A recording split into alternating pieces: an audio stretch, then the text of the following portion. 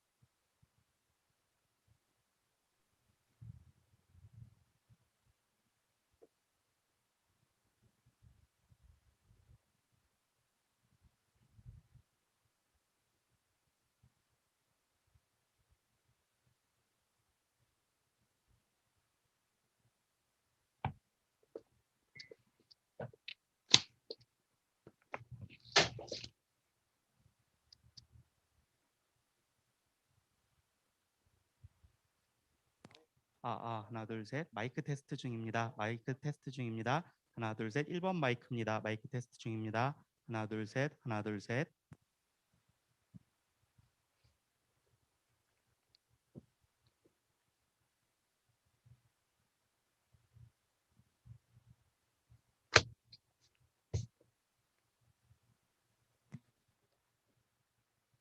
여기 패티 들어와 있고 저기 정 감독님 들어오셨고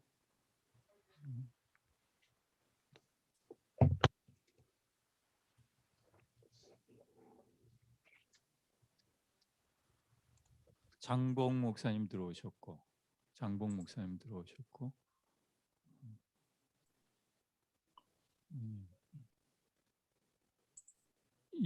이은영 사관님, 사관님, 이은영 사관님, 그 성서 구절 받으셨죠?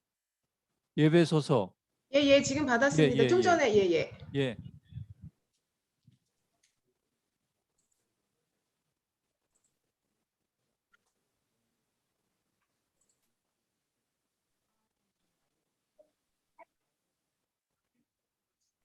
아니 그냥 놔둬.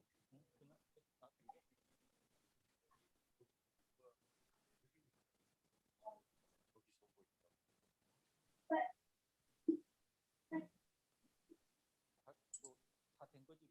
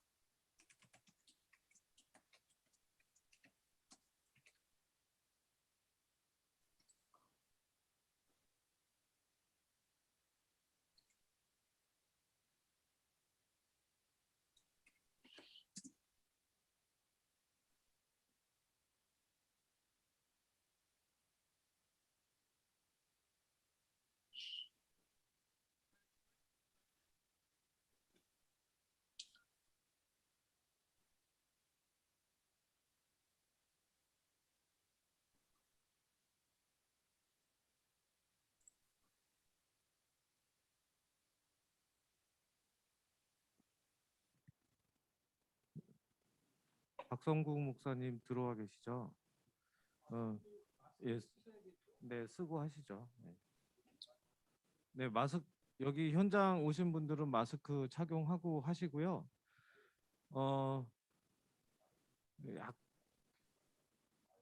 예배 잠시 후 예배 시작할 때 그 입장 순서는 없애도록 하겠습니다. 양해를 부탁드립니다. 입장 없이 징치고 바로 다음 순서로 넘어가겠습니다.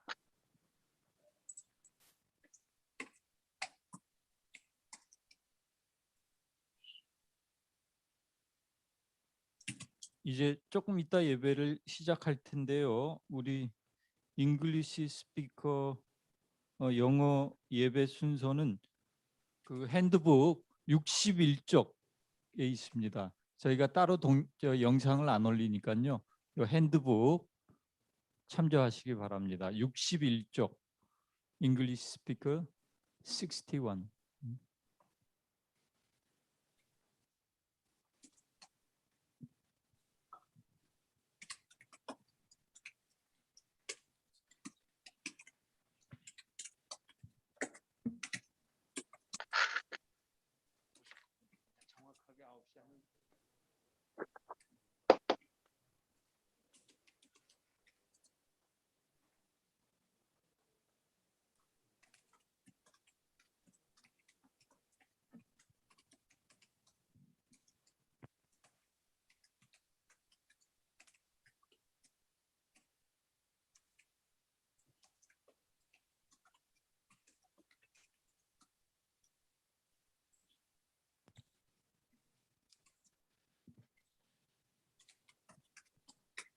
화해와 일치의 희망을 일궈내자 주제로 제7차 한미교회협의회 앞서서 노군니 가족과 함께하는 치유와 화해 예배를 하나님 앞에 드리도록 하겠습니다.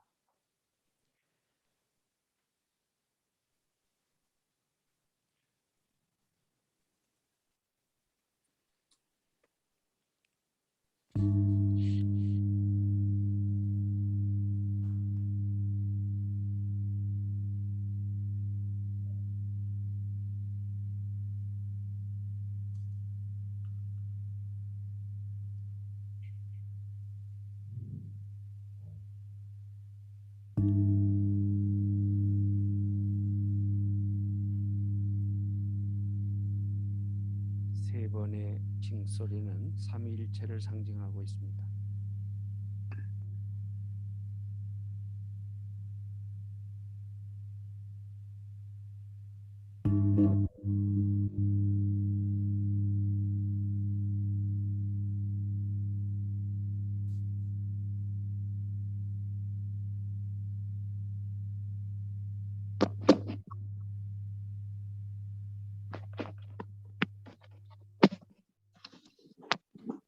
기독교 대한감리회 선교국 총무이신 오일영 목사님께서 평화의 인사를 전하시겠습니다.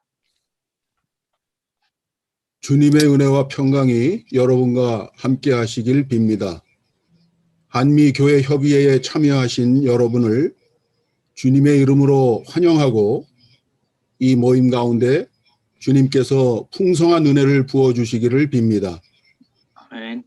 코로나19를 통해 많은 어려움을 겪으셨을 테고 또 많은 것을 배우셨으리라 생각합니다.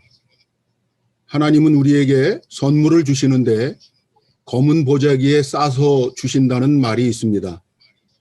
그 속에 무엇이 들었는지 처음엔 잘 모른다는 말입니다. 인간이 스스로 하지 않는 그리고 할 수 없는 일을 하나님께서 일하십니다. 그리고 우리로 하여금 그 일을 행하게 하신다는 말입니다. 우리들이 그 하나님이 하시는 일에 눈을 크게 뜨고 잘 배우고 하나님이 원하시는 일들을 만들어 갔으면 합니다. 아무쪼록 우리가 비대면으로 모이는 이 한미교회 협의회를 하나님께서 축복하시고 함께 하시길 기원합니다. 여러분 모두를 다시 한번 주의 이름으로 환영하고 축복합니다.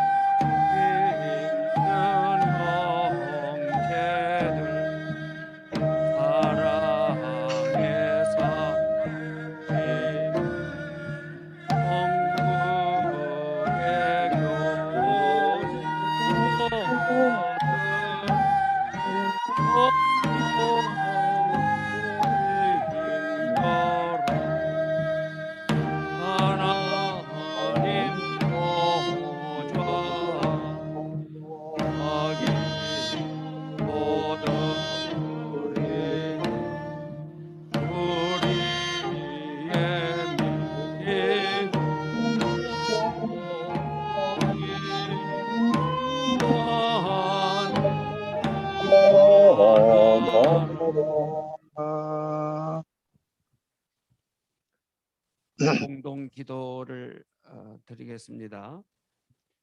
창조의 하나님, 당신께서는 이 세계와 모든 생명이 공동체 안에서 함께 번영하도록 만드셨습니다. 지금 우리가 모였습니다. 몸은 떨어져 있지만 당신의 성령을 통해 수천 마일을 넘어 연결되었습니다. God of creation, bind us in your love.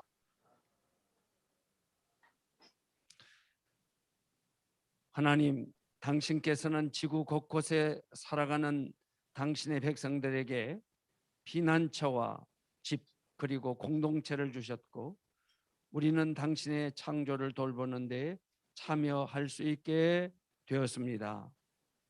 창조의 하나님, 우리를 당신의 God of 일치 creation, bind 하나 us in your 되게 unity. 우리는 이 공동체를 빼앗고 당신의 백성을 서로에게서 분리시키며 분열을 일으켰습니다. 우리는 당신이 이루신 조화를 불화로 바꾸어 놓았습니다. 창조의 하나님, 우리를 당신의 평화 안에서 하나 되게 해주십시오. 하나님, 우리를 당신의 조화 안으로 다시 불러 주십시오. 당신의 성령으로 우리가 서로 그리고 당신과 화해하게 해 주십시오. 창조의 하나님, 우리를 당신의 화해 안에서 하나 되게 해주십시오. 아멘. 아멘. 이제는 구세군 한국군국 인은영 사관님과 에큐메니컬 포럼 코리아 코디네이터이신 컬트 에슬링거 목사님 이제 성서를 봉독하시겠습니다. 네, 오늘 우리에게 주시는 말씀은 에베소서 4장 3절에서 6절입니다. 평안에 매는 줄로 성령이 하나 되게 하신 것을 힘써 지키라. 몸이 하나요 성령도 한 분이시니 이와 같이 너희가 부르심의 한 소망 안에서 부르심을 받았느니라. 주도 한 분이시요 믿음도 하나요 세례도 하나요 하나님도 한 분이시니 곧 만유의 아버지시라. 만유 위에 계시고 만유를 통일하시고 만유 가운데 계시도다. 아멘. The reading from Ephesians chapter 4, verses 3 through 6. Making every effort to maintain the unity of the Spirit in the bond of peace. There is one body and one Spirit, just as you were called to the one hope of your calling, one Lord, one faith, one baptism, one God and Father of all, who is above all and through all and in all. Amen. 네, 들어와요.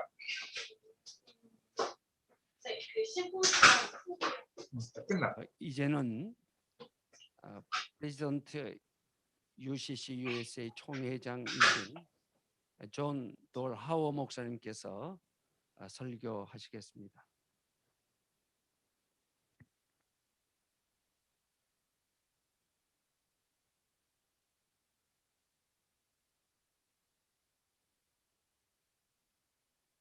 I greet you all, dear friends in Christ, in the name of our beloved Jesus.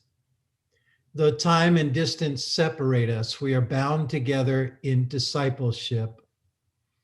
And those bonds are strong enough to overcome any obstacles that may keep us apart. It is an honor to be invited to share a few thoughts with you about unity and reconciliation. We've just heard these words from Scripture. Make every effort to maintain the unity of the Spirit in the bond of peace. There is one body and one Spirit, just as we are all created to the one hope of our calling, one Lord, one faith, one baptism, one God of all who is above all and through all and in all. I note that there are threats to the unity of the Spirit in the bond of peace everywhere we look. Here in the United States, there is growing animosity between political parties.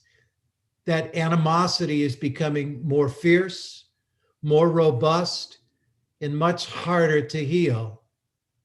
There is also great tension rising as once again the evil of racism and the centering of whiteness is gaining a foothold in our culture. In Korea, a decades-long effort to unify North and South goes through its own ebbs and flows. In 2018, the world watched with great expectation, and new behaviors signaled that perhaps a lasting peace would come. Korea marched as one delegation in the opening ceremonies of the Winter Olympics. Propaganda on both sides was curtailed. Leaders from both nations made historic appearances in public together. Promises were made to continue a pathway to peace, trust, and reconciliation. And the long-awaited reuniting of the Korean Peninsula seemed to be within reach. Since then, old tensions have surfaced. Mistrust has once again ensued. Lines of open communication have broken down. Peace once again seems distant. Hopes for reconciliation appear dim under the present set of circumstances. In both of our settings, those of us committed to the ways of peace are continually frustrated by this. We take to heart Paul's words that call us to maintain the unity of the Spirit in the bond of peace. We are disciples of the risen Christ, who came to show us the way to peace through a common love for all people. We dream about that day when swords are beaten into plowshares and spears into pruning hooks, and the ways of war are no longer taught or learned. In America, centuries of disciples of the risen Christ have committed to the work of making for peace between all races. From the time of our own Civil War through the time of our civil rights movements and marches and court battles, we have worked to eradicate the evil of racism only to see it reinvigorated. In Korea, generations of disciples of the risen Christ have committed to the work of reconciling a nation where the good people of the Korean Peninsula long for peace between North and South. But like here, progress is slow. And every time it seems we draw closer to that time of reconciliation, old hostilities arise and the promise of peace evaporates. In times such as these, the temptation to give in, to quit, becomes very real.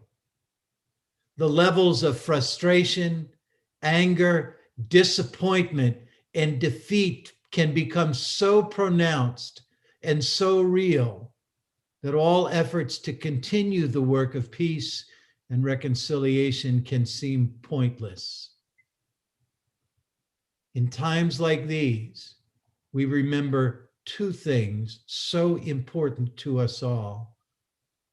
The first is the ancestors. We remember all who have come before us, whose work for peace kept the movement towards justice and reconciliation alive. Many of them suffered and died as martyrs, both for the cause and of the faith. It becomes our responsibility to honor their legacy, to make sure that they did not die or suffer in vain, and therefore to continue the struggle for peace, for justice, and for reconciliation. The second thing we remember is that Jesus rose from the dead, that we may have life and have it to the full. We are a resurrection people. It is neither the cross nor the grave that define us. In other words, every time it looks like evil and injustice have won, we remember the power of resurrection hope. And when we remember that, we continue our work as arbiters of peace, of justice, and of reconciliation. God's vision is that all of God's children will live together in peace and harmony. And God entrusts that work to each of us. And so in times like these, when efforts to make peace seem to be futile, people of faith remember the power of resurrection hope and commit again and again and again to the work of justice. Until that day when every person knows the power of love, we continue to engage in the call to maintain the unity of the Spirit in the bond of peace. Until that day when all can be reconciled with one another, we call for peace between peoples and nations. Until that day when all weapons are destroyed and all war has ceased, we cry aloud again and again for justice to flow like waters and righteousness like an ever-flowing stream. We join as one again, this our family in faith, to proclaim the peace and justice, the unity and reconciliation that can only be fully known in the love of God, known to us most fully in the one we call Jesus. Amen.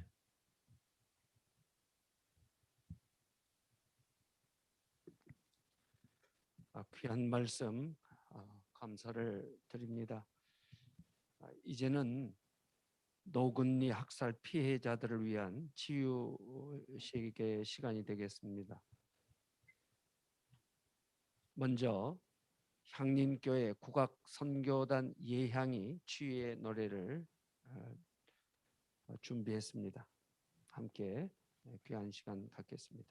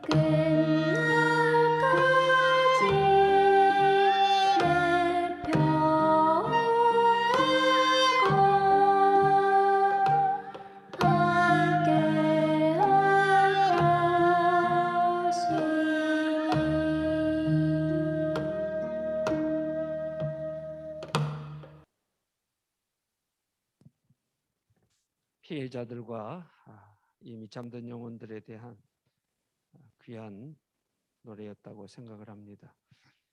이 시간은 노근리 학살 피해자들을 위해서 치유의 기도를 한국기독청년협의회 총무이신 하성웅 목사님과 그리고 캐나다 연합교회 글로벌 파트너십 프로그램팀 리더이신 패티 탈봇 선생께서 드리시겠습니다.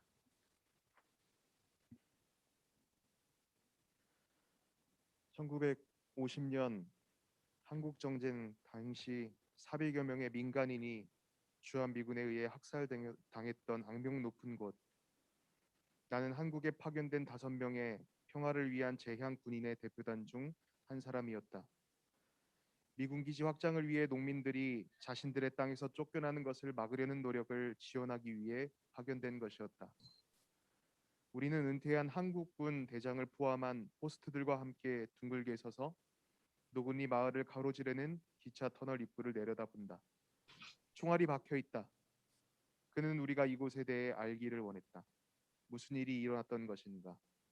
꽃과 그림들이 있는 작은 제단은 60년 전 이곳에서 죽은 아이들과 어머니들을 보여준다.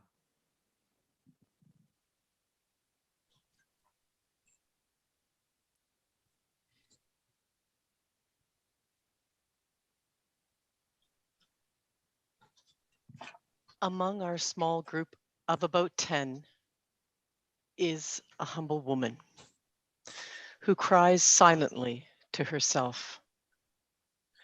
She was a 9-year-old girl who watched in horror as all those around her went down in a hail of bullets from machine guns and planes that strafed the entrance and into the railway tunnel. Earlier soldiers had told them to go there for safety. She speaks to us softly and pleadingly so that we might understand the impossible. Her parents and siblings are dying. Amid the noise and screaming and impacts of missiles of death. She gets up and looks at her dead family, but her left eye has fallen out of her head. She is holding it in her hand. 60 years later, I go, hold her in my arms, this 9-year-old girl, as if to apologize on our behalf.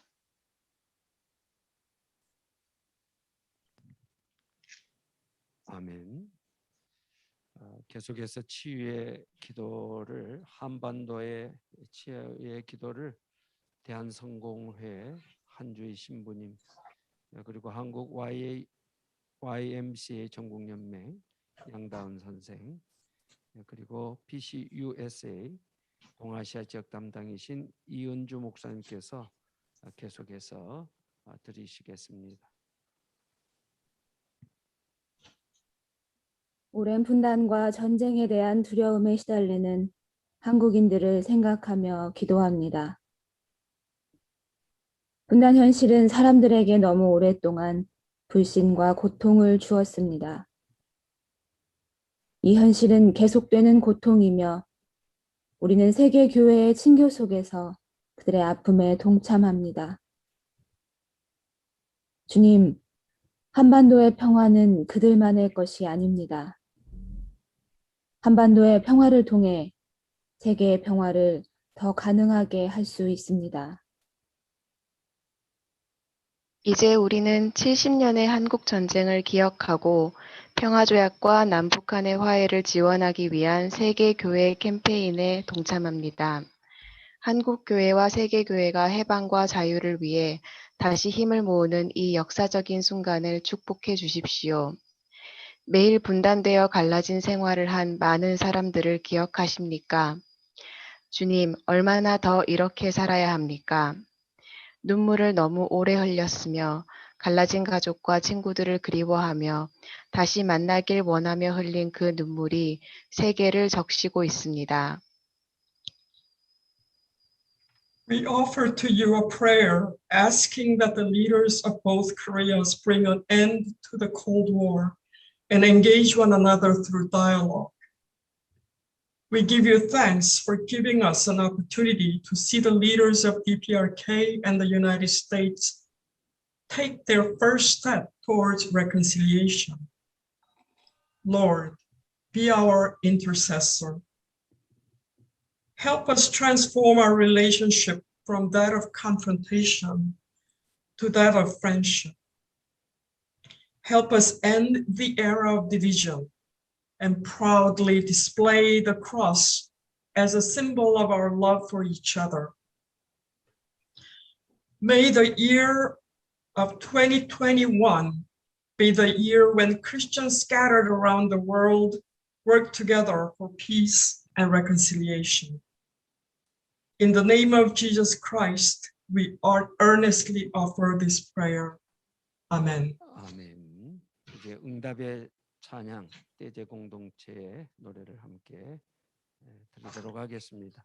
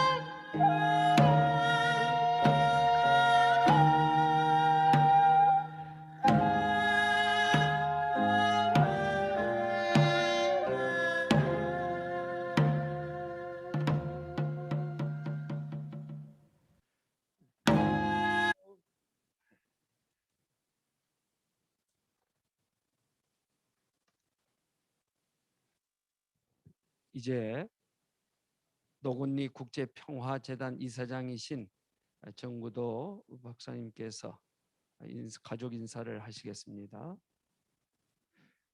오늘은 한국전쟁 발발 71주년이 되는 날입니다.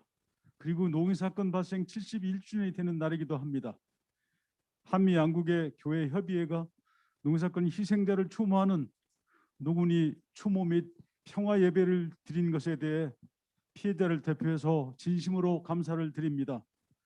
북한이 남침으로 시작된 한국 전쟁은 대한민국의 존망이 걸린 전쟁이었습니다. 한국 전쟁 발발로 위기에 처한 대한민국을 구한 것은 미국을 비롯한 유엔군이었습니다. 특히 미군의 역할과 도움은 매우 컸습니다. 대한민국의 자유 그리고 한국인의 생명을 지키기 위해서 한국전쟁 기간 중에 희생된 미군 전사자가 5만 4천여 명에 이릅니다. 참전 미군의 고귀한 헌신과 희생에 진심으로 감사를 드립니다. 또한 전후에도 미국의 적극적인 도움이 있어서 한국이 전쟁의 상처를 극복하고 눈부신 경제 성장을 이룰 수 있었습니다. 이제는 한국이 전 세계 10위권의 경제 대국으로 성장했습니다. 이처럼 미국은 우리 한국 국민들에게 큰 도움을 주기도 했지만 노근희 사건과 같은 비인도적인 사건을 일으키기도 했습니다.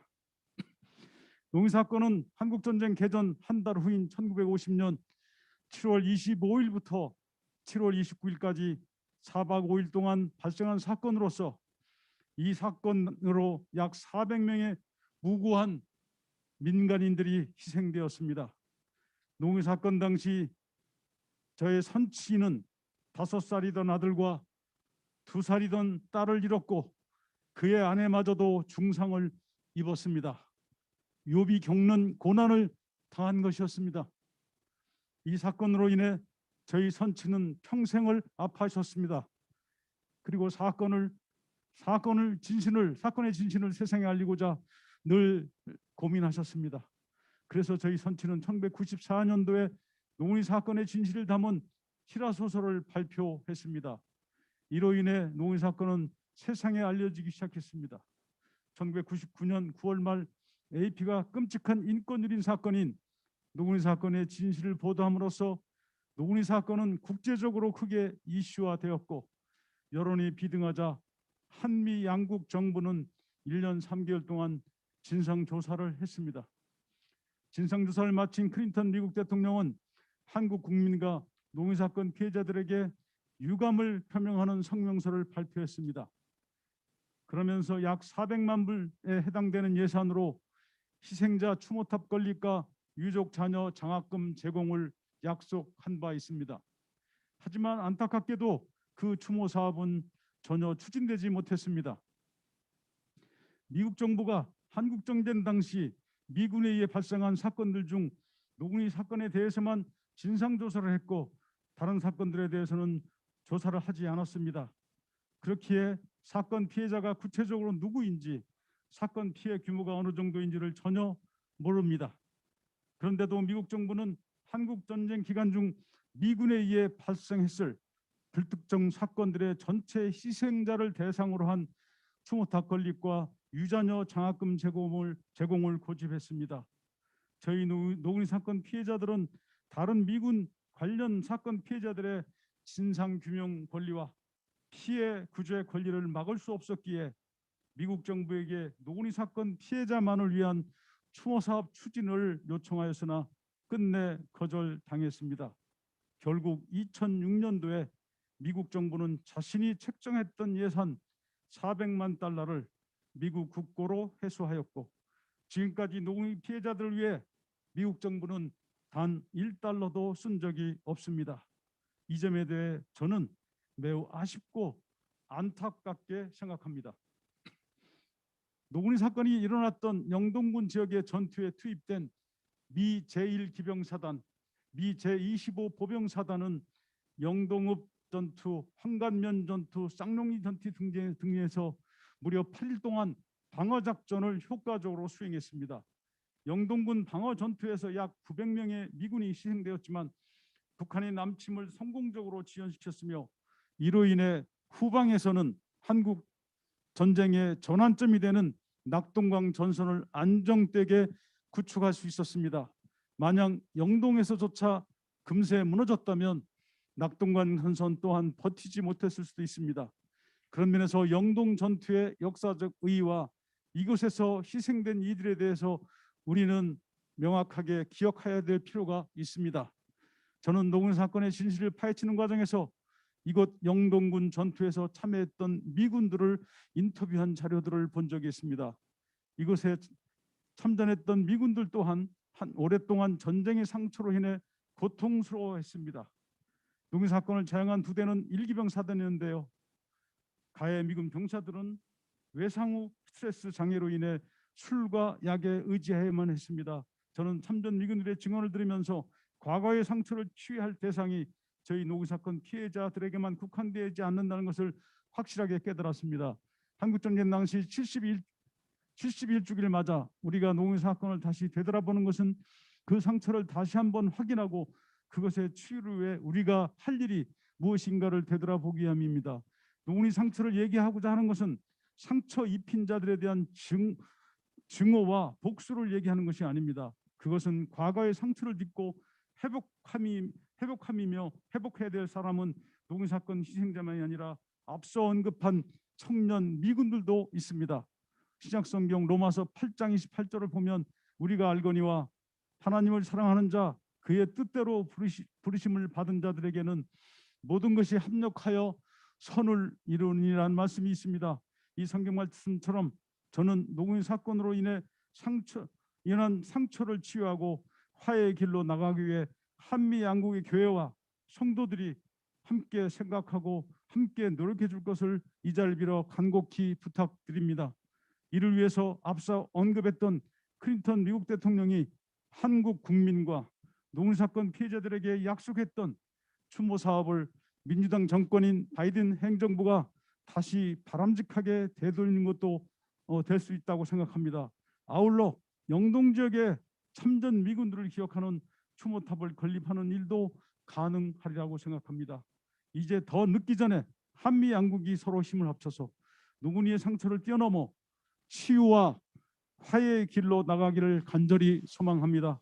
다시는 제2의 노군이 사건, 제3의 노군이 사건이 발생하지 않도록 하기 위해 남북 분단이 조속히 극복되고 한반도의 평화가 온전하게 정착될 수 있기를 위해 기도해 주시기를 부탁드립니다. 감사합니다. 감사합니다. 이제는 존 돌하워 목사님께서 축도하심으로써 예배를 마치도록 하겠습니다.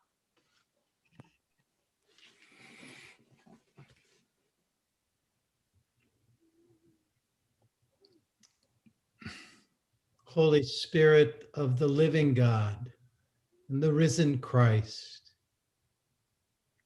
through the pain of wars that will not end and wounds that still fester over the decades, we gather as a people of peace, hoping that your abiding spirit would renew our strength,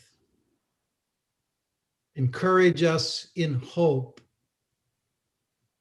and give us the courage to continue our struggles for peace and reconciliation.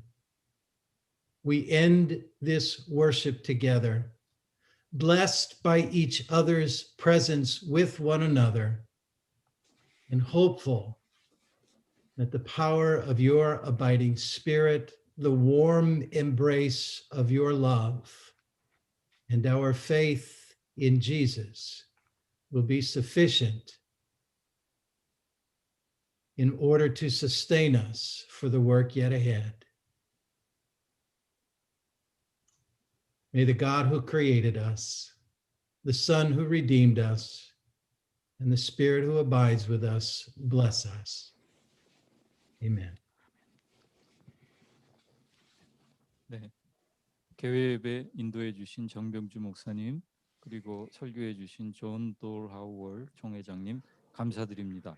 이제 화해와 일치의 희망을 일구어내자라는 주제로 제7차 한미교회협의회를 시작하겠습니다. 먼저 우리 NCC 코리아의 의장이신 이경호 주교님께서 인사 말씀 해주시겠습니다.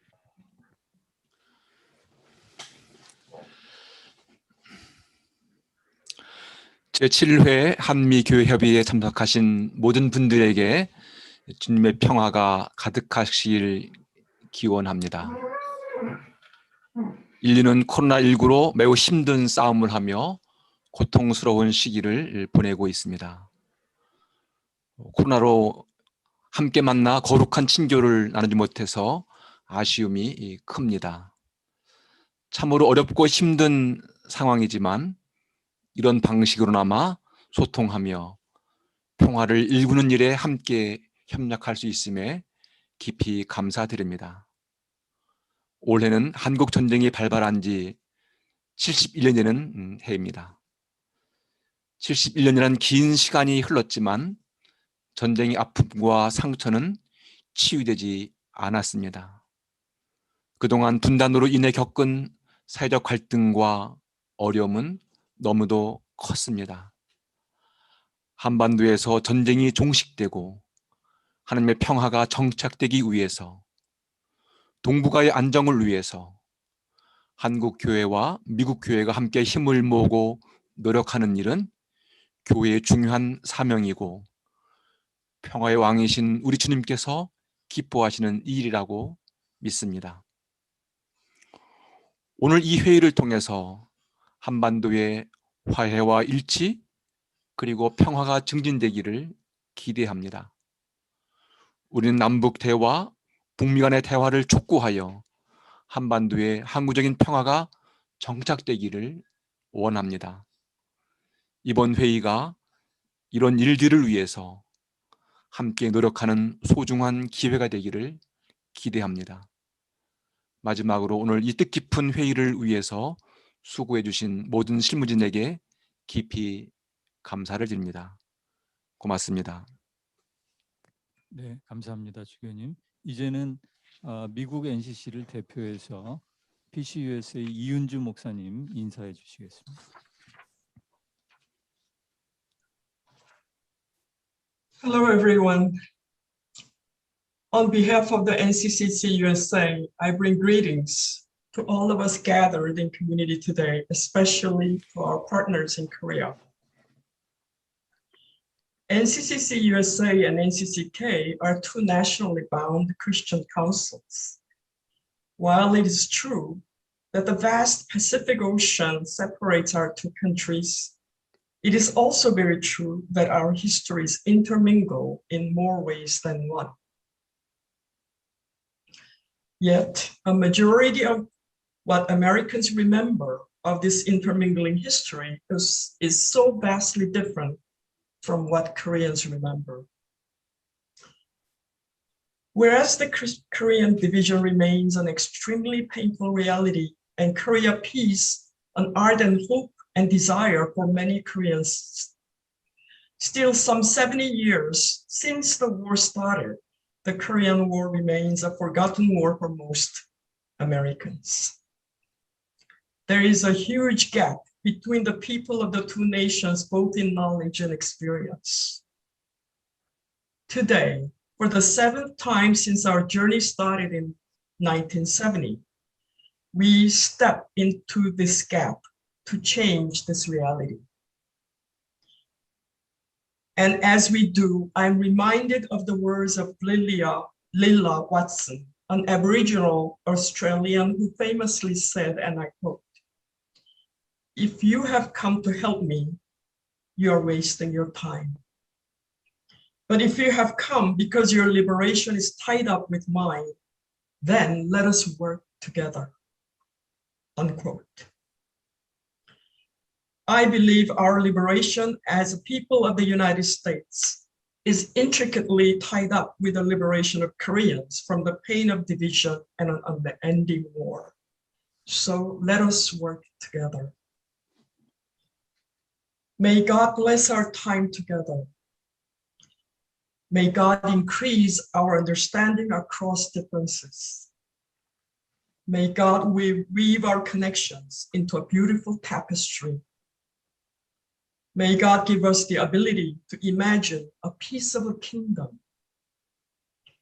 And may we live into that peaceable kingdom fully confident that God blesses those who make peace. Amen.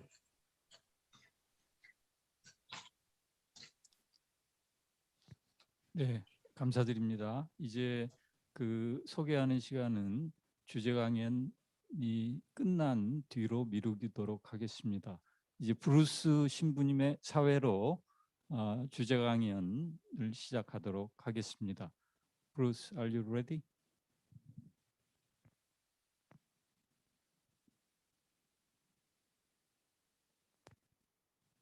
브루스 신부님, 총무님 나오시고요. 거기서 하시겠습니다.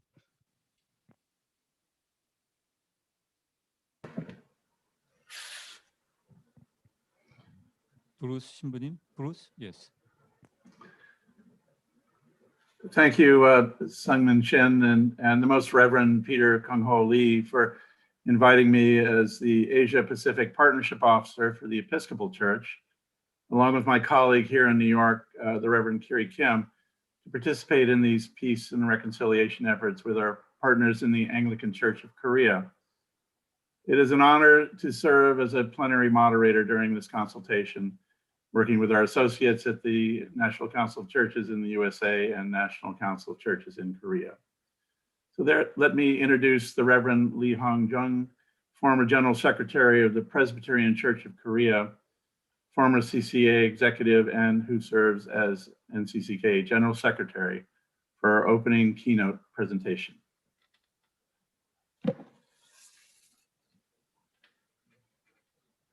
Thank you very much, Reese.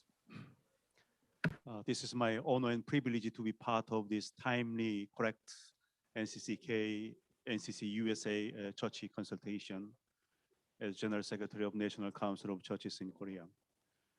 I will lead my shortened version of presentation titled The Ecumenical Solidarity of Churches in Korea and USA for a Healed and Reconciled Korean Peninsula, which mainly focused on the issues of Korean peace process rather than other important issues. In the face of the life safety crisis caused by the COVID-19 outbreak and the division of a Korean Peninsula, today we are holding the Korea-US Church Consultation as we are painfully remembering 76 years of unfinished liberation and 71 years of an ended war on the Korean Peninsula.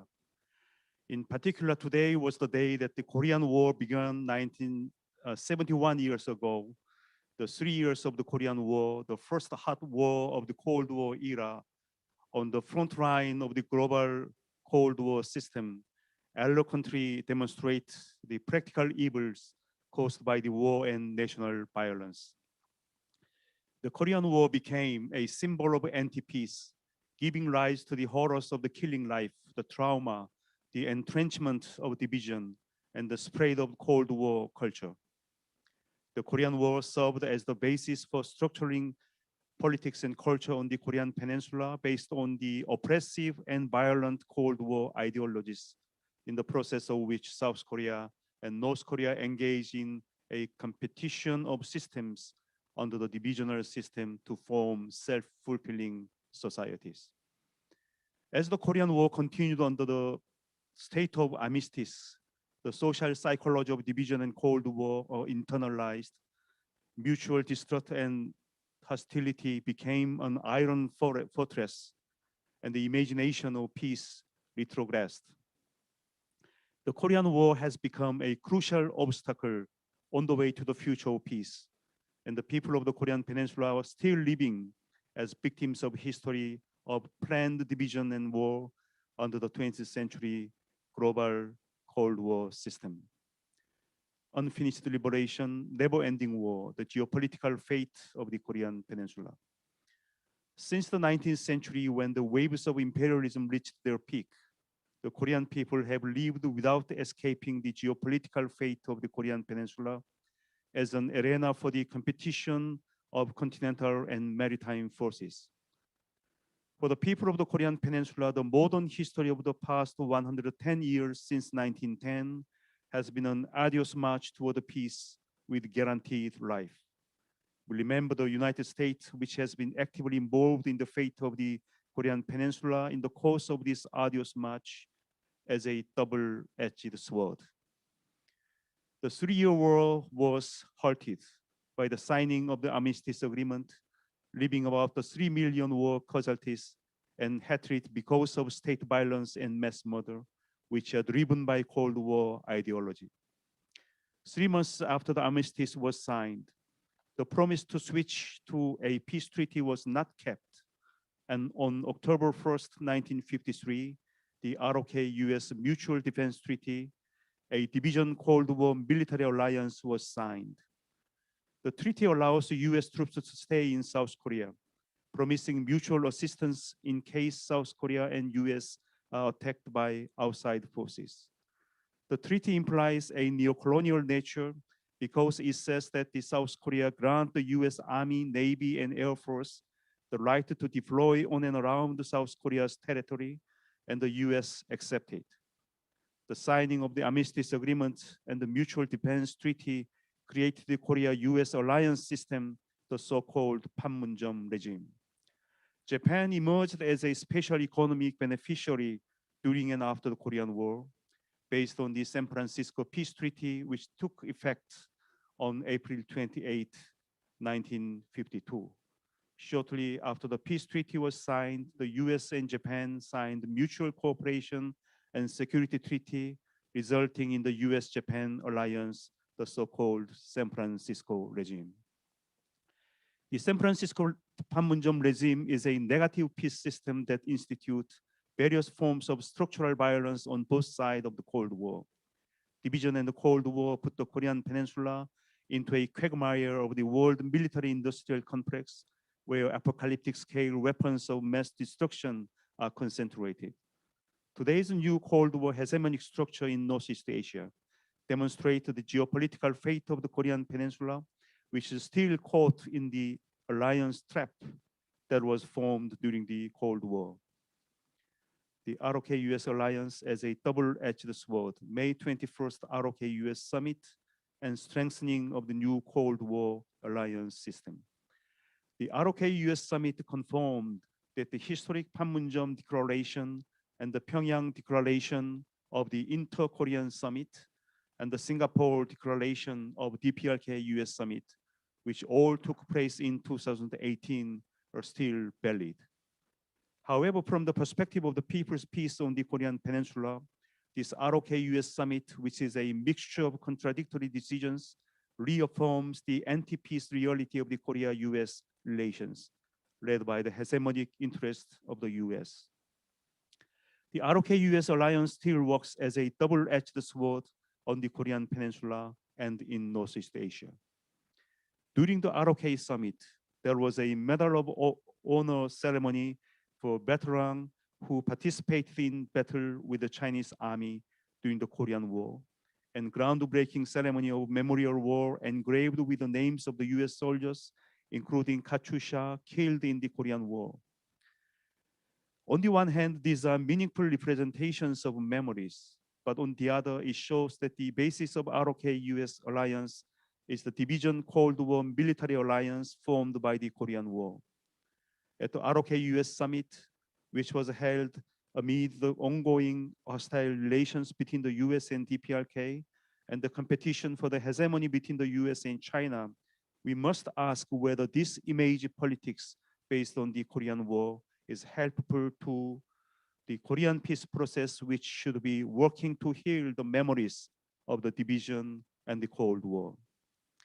In a joint press conference shortly after the ROK-US summit, Biden mentioned the support for vaccination for ROK troops, saying they are for the Korean troops who works with the US military in South Korea, as the US military has already been vaccinated. This is interpreted as a cooperative measure to proceed with ROK-US joint military exercise scheduled for August or later amid the COVID-19 pandemic situation. Is it the Biden administration's practical diplomacy that values the ROK-US alliance by strategically linking vaccine assistance to ROK-US joint exercises? At this point, are the ROK-US joint military exercises scheduled for August an act to help resume the Korean peace process? The lifting of ROK's ballistic missile range restrictions at the ROK-US summit can be seen as a measure to restore some of the ROK's sovereignty of national defense and contribute to the development of the space industry. However, coupled with the conditional transfer of wartime operational control, this will eventually stimulate the new Cold War order on the Korean Peninsula and in the Indo-Pacific region formed against the DPRK, China, and Russia, and contribute to strengthening the division system. Isn't the strategic target of ROK-US joint military exercises expanding not only to cover North Korea, but also China and Russia, and even the Indo-Pacific region? The ROK-US summit could be seen as opening the door to a ROK-US economic alliance and a value alliance for ROK companies wanting to invest in electric vehicle batteries and semiconductors in the US and export nuclear power plants.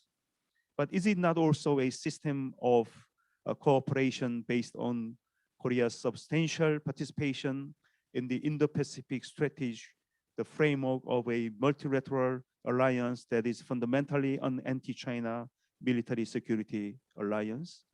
Moreover, isn't ROK-US cooperation to export nuclear power plants an agreement that contradict the policy of nuclear power passed out of President Moon Jae-in's government? The ROK-US summit could have helped stabilize the ROK internal system under the division structure and recreate the present regime again. However, two Koreas, independent and intersubjective peace cooperation, is still tied to the conditions of denuclearization and accompanying sanctions on the DPRK. As long as the US uses existing multi-layered sanctions on DPRK or ROK-US joint military exercises as a means of practical diplomacy, it will be difficult to resume independent and reciprocal peace cooperation between the two Koreas. An end of war declaration and transition from armistice agreement to a peace treaty is unfortunately still tied to Cold War conditions. At the ROK-US summit, it was hard to find any response to the Korean people's transformative will for peace on the Korean Peninsula based on the value that sovereignty rests with the people. The ROK-US summit clearly revealed the limitations of a peace process on the Korean Peninsula that is incorporated into the global new Cold War order by taking the will for peace that fueled 2018 historic summit and pouring it into bowl of the Indo-Pacific strategy set in the middle of a US-China hegemonic confrontation. The new Cold War hegemonic structure being formed in the Northeast Asia between the bilateral alliance system of ROK-US and US-Japan and the military cooperation system between the DPRK, China, and Russia, and the ROK-US alliance system situated as a substructure of the Indo-Pacific strategy, clearly shows the fate of the Korean Peninsula held hostage in an alliance trap that formed during the Cold War. In the end, unless we overcome ROK-US alliance, which operate as a double-edged sword centered on the Korean Peninsula, the people's arduous march toward the peaceful coexistence and reunification will continue in frustration. The main agenda of the Korean peace process and the position of the National Council of Churches in Korea. First, for us, a complete denuclearization of the DPRK is not the ultimate goal, but a process for peace.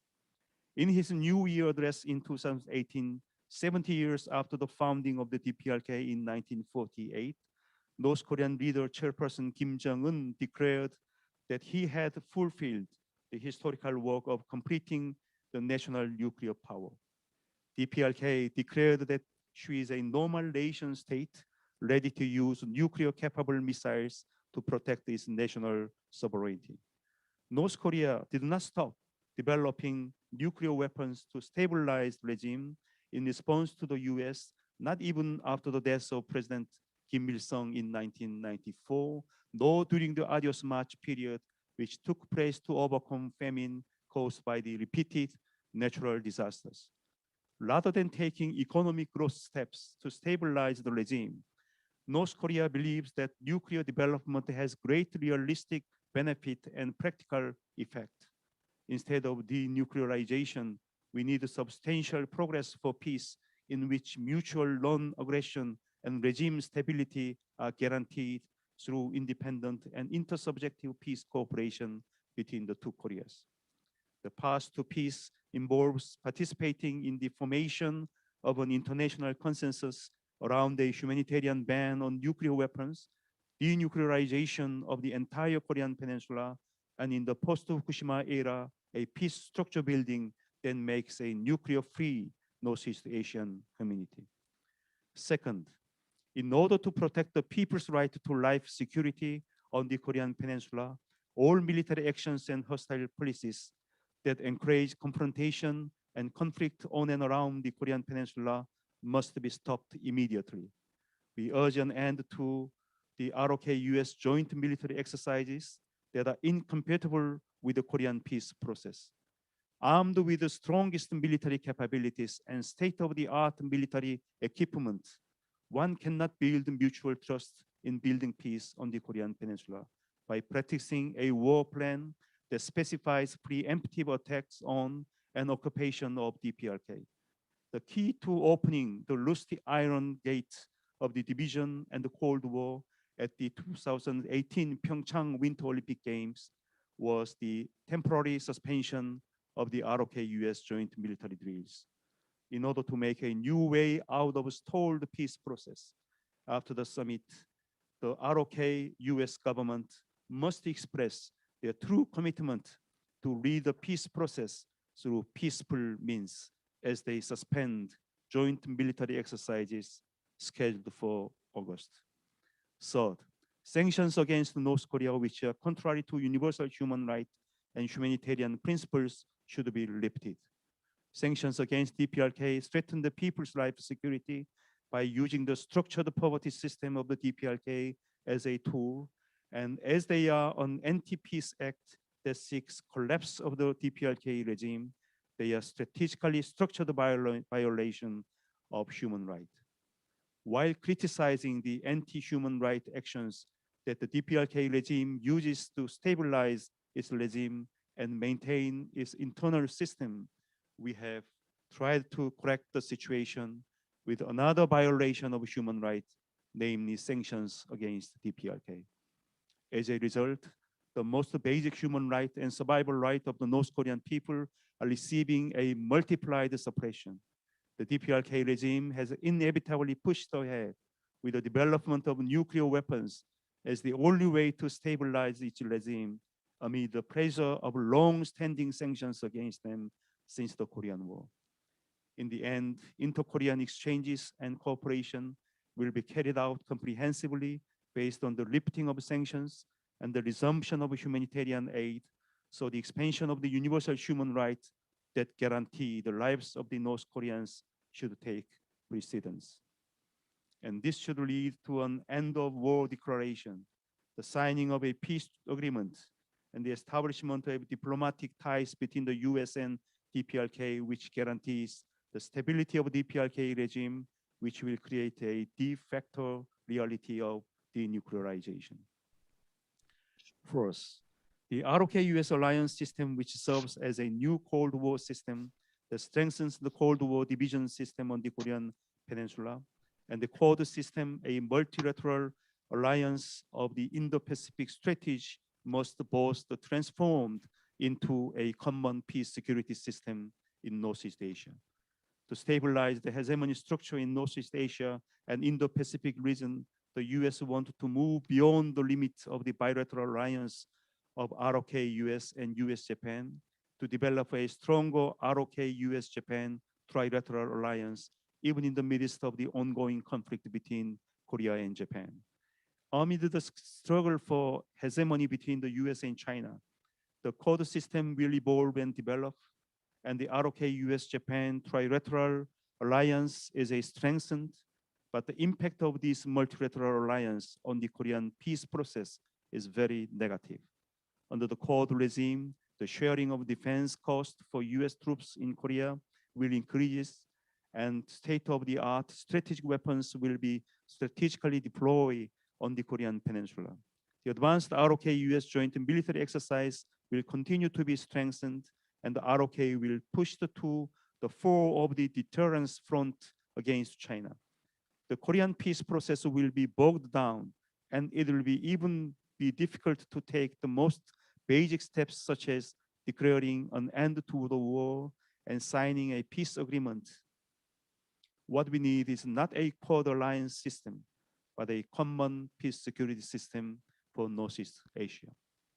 The common task of churches in Korea and USA for the Korean peace process. First, Christians from both Korea and US should correct the anti-peaceful and regressive Korean peace process and to achieve a healed, reconciled, peaceful coexistence on the Korean Peninsula, should join in solidarity with the world religious and civil society to participate in Korea Peace Appeal campaign to build peace on the Korean Peninsula.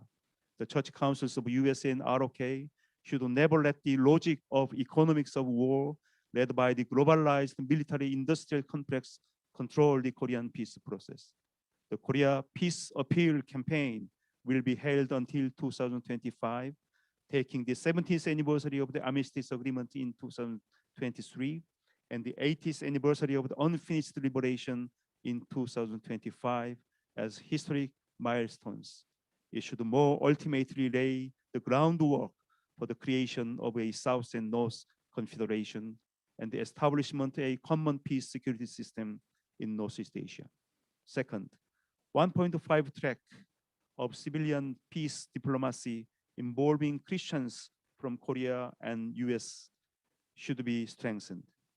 Peace does not come from the muzzle of guns and is not made by president and their generals. The main subject of peace building are the people who live on the democratic value of sovereignty resting with the people. The global local solidarity of political leaders and peace activities who will lead policy change can lead a world-class peace movement and lead the politics of peacemaking. From the perspective of people's peace, a Korea-US civilian peace and diplomacy alliance should be formed that can analyze anti-peace realities, advocate for policy change, and lobby for peace. Third, a joint positive peace education should be conducted mainly by the religious and civil society of the Korea and the US.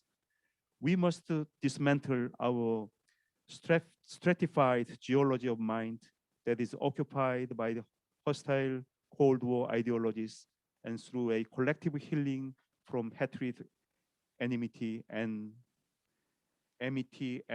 trauma, we must transform it into a geology of mind based on reconciliation and forgiveness.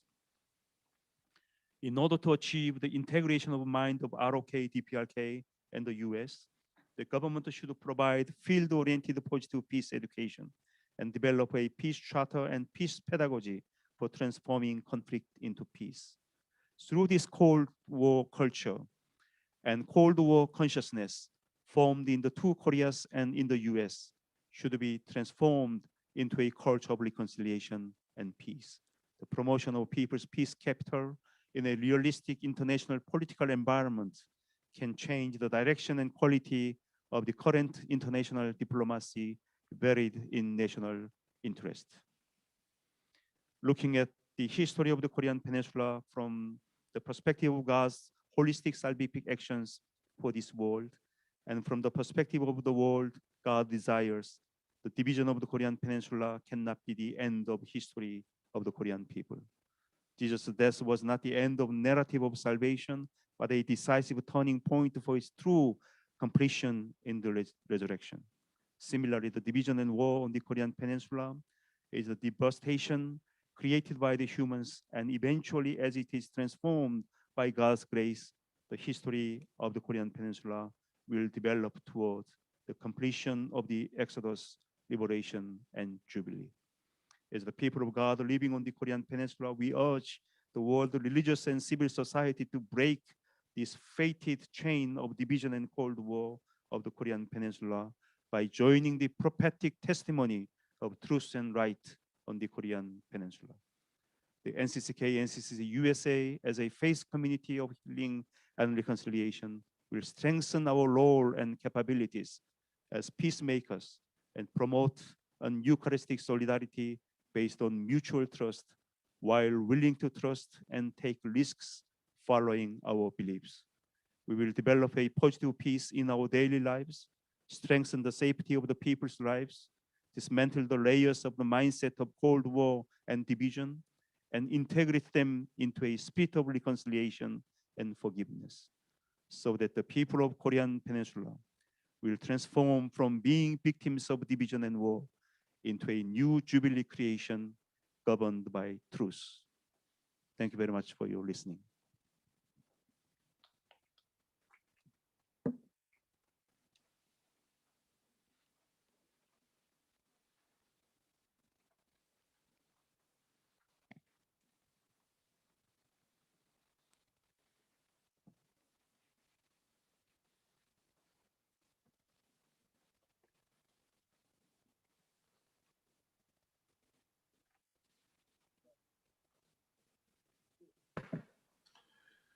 As we move on to our next special presentation, let me reiterate just how important these Korean-U.S. church consultations have been over the years, which are guiding ecumenical efforts to promote peace and reconciliation on the Korean Peninsula. Furthermore, we have been blessed to be able to work with the NCCK and the Korean Christian Federation delegation from the DPRK at the last World Council of Churches Ecumenical Forum on Korea gathering in Thailand. Therefore, it is a privilege to introduce Angela Kerwin, Director of the Office of Korean Affairs in the Bureau of East Asian and Pacific Affairs at the U.S. Department of State in Washington, D.C. Angela Kerwin is a career member of the U.S. Senior Foreign Service who took on her current position in July 2019. Immediately prior, Ms. Kerwin served as the Consul General and Minister Counselor for the Consular Affairs at the U.S. Embassy in Seoul. So I trust we may soon hear how her work with South and North Korea has changed along with the arrival of a new administration in Washington, D.C. Welcome, Angela.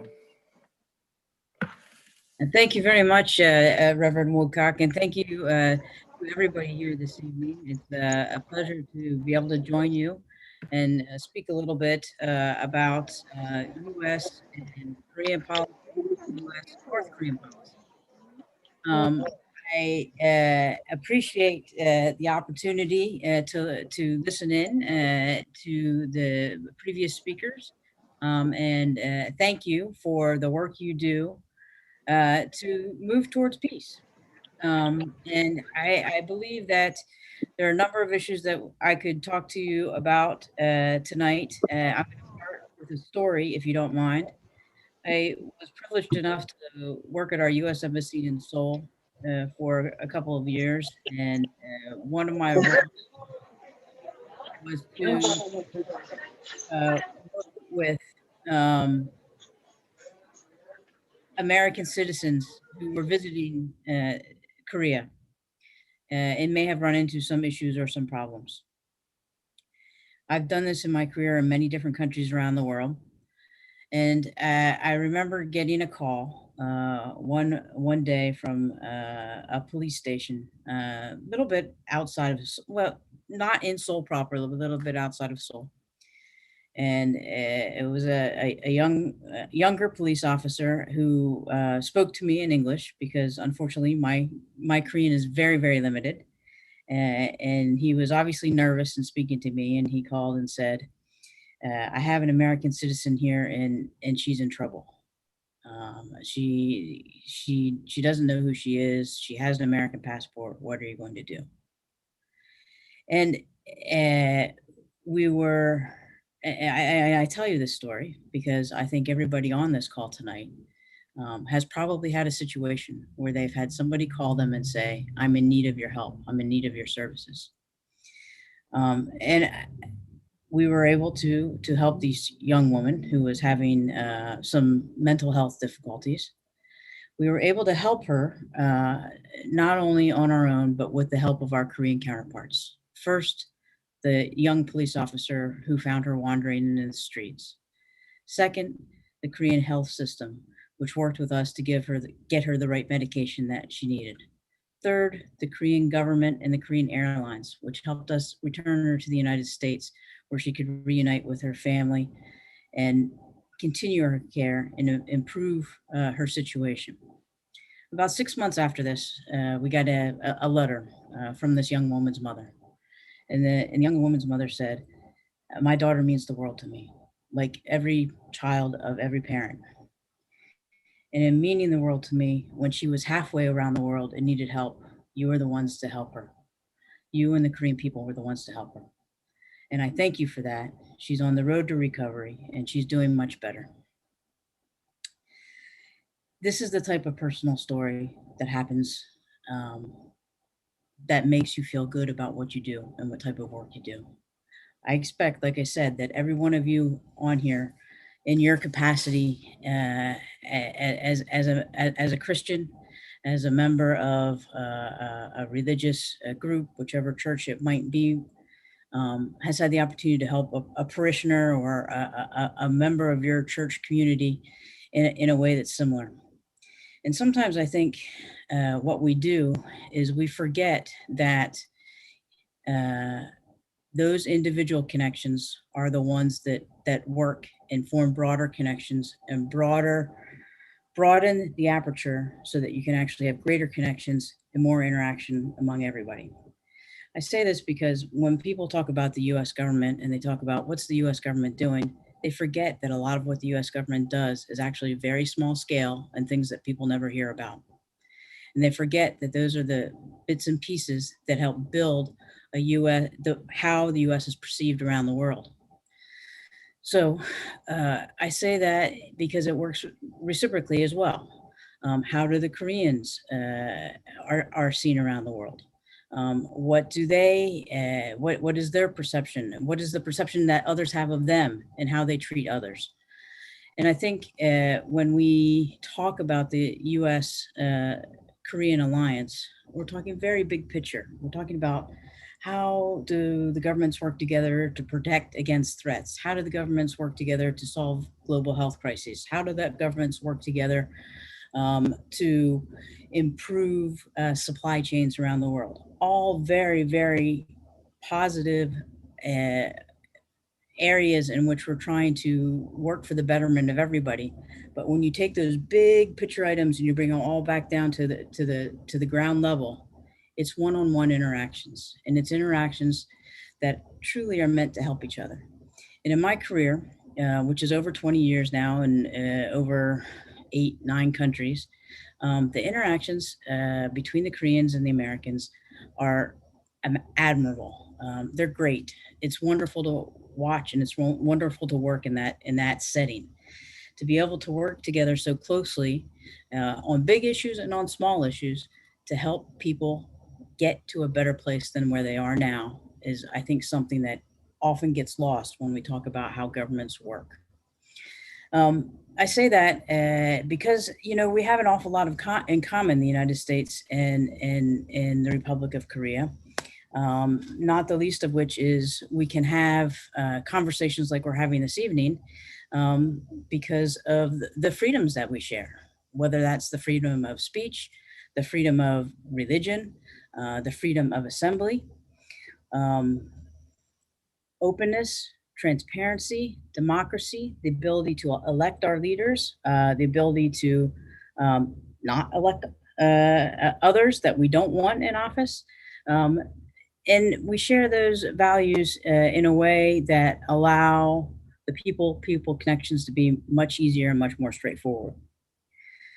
I think you see that in the interactions all the way from President Biden and President Moon, all the way down to the young police officer who helped the struggling, sick American on the streets of Seoul. That's what an alliance means. It means working together from the top to the bottom. It means respecting each other. It means working with each other in areas that for the greater good of both our countries, for the region, and for the world. There are a lot of tangible things that we do together.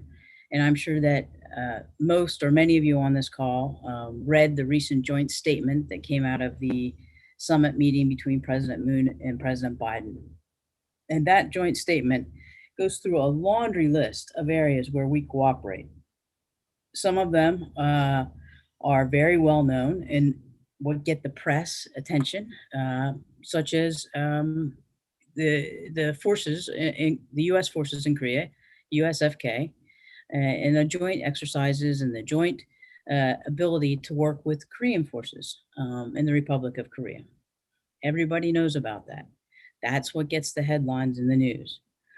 What doesn't get as many headlines are all of the other areas in that joint statement. So I encourage you to read it if you haven't, that work to ensure that we have stronger economies together, that we are able to improve education for our children, that we're able to have exchanges among our countries so we can get to know each other better on the personal level, which increases our ability to work with each other in a vast majority of areas of the world. So let me touch on those for just a minute or two, and I'll start with what we've all been dealing with for the past 15 or 16 months, not years, thank goodness. Nobody expected that we'd be dealing with a global pandemic. I suppose perhaps there's somebody out there who would have said, oh, you know, we're going to have one of these every 100 years, every 200 years, every 500 years. But it came as a surprise anyway. And when we started the global pandemic, from the US government's perspective, obviously the Trump administration was in power for the US government. And we worked closely with the Koreans. We said the Republic of Korea had a phenomenal success at the beginning of the pandemic in tracking it and figuring out ways to test people and producing the materials necessary for testing. In fact, the Koreans were incredibly generous in early days in sending test kits to the United States for us to use to test citizens here. The Koreans, of course, you know, held an election during COVID, and they used the best, we in the United States in various localities across the states used the best practices of the Koreans when we started having elections during this time of social distancing and so forth, sharing processes and what we do and how we make things work better for both countries. I don't know if any of you have gone through a drive-through testing site to be tested for COVID, but that's an idea that originated in Korea and has been adapted not only in the United States, but around the world. On the other end, as this pandemic progressed, the United States moved ahead in vaccine production and what we would be able to do with vaccines. And we were fortunate that during the summit between President Biden and President Moon, we were able to commit to providing, we committed at that time to providing 500,000 vaccines for the Korean people. And in fact, when we went back and crunched all the numbers, we actually provided just slightly over 1 million vaccines for the Korean people. One of the first countries in the world where the US was able to provide those vaccines outside of our own country once we had gotten to the point where we have sufficient vaccine stores here for us to use for US citizens. And Korea, as you would expect, as a strong ally and as a member of the international community, has in turn promised that once its vaccine stores are sufficiently full, that it will share vaccines as well with other countries that may be still in need of those vaccines. Why were we able to do that on COVID-19? We were able to do that not because all of a sudden we had a global pandemic. We were able to do that because for the past 2 decades, we've had very close cooperation on global health issues. Our CDC and the Korean CDC have worked together hand in glove on a number of issues back to MERS, SARS, and even before that. So those relationships that are started and maybe are not so prominent and don't make the front page of the New York Times or splashed on the Yonhap website helped us get to the point that during the COVID pandemic, we were able to help each other in that area. Climate. Climate and climate change is a priority for the Moon administration. It's a priority for the Biden administration. President Moon, of course, had a P4G summit at the end of May. President Biden held a climate summit in April. We're looking forward to future meetings that will happen towards the end of the year. And at that time, we will continue to work together, not just bilaterally, but in the region and as a group. Excuse me, pardon me. I apologize for the phone going off. In order to combat climate change. Other areas of cooperation: economic, science, and technology. We've seen all sorts of announcements at corporate levels, not just government levels, but corporate levels, of the import of LNG into Korea, of the building of factories and plants by Korean companies in the United States. Working both ways to ensure that both of our economies are strengthened.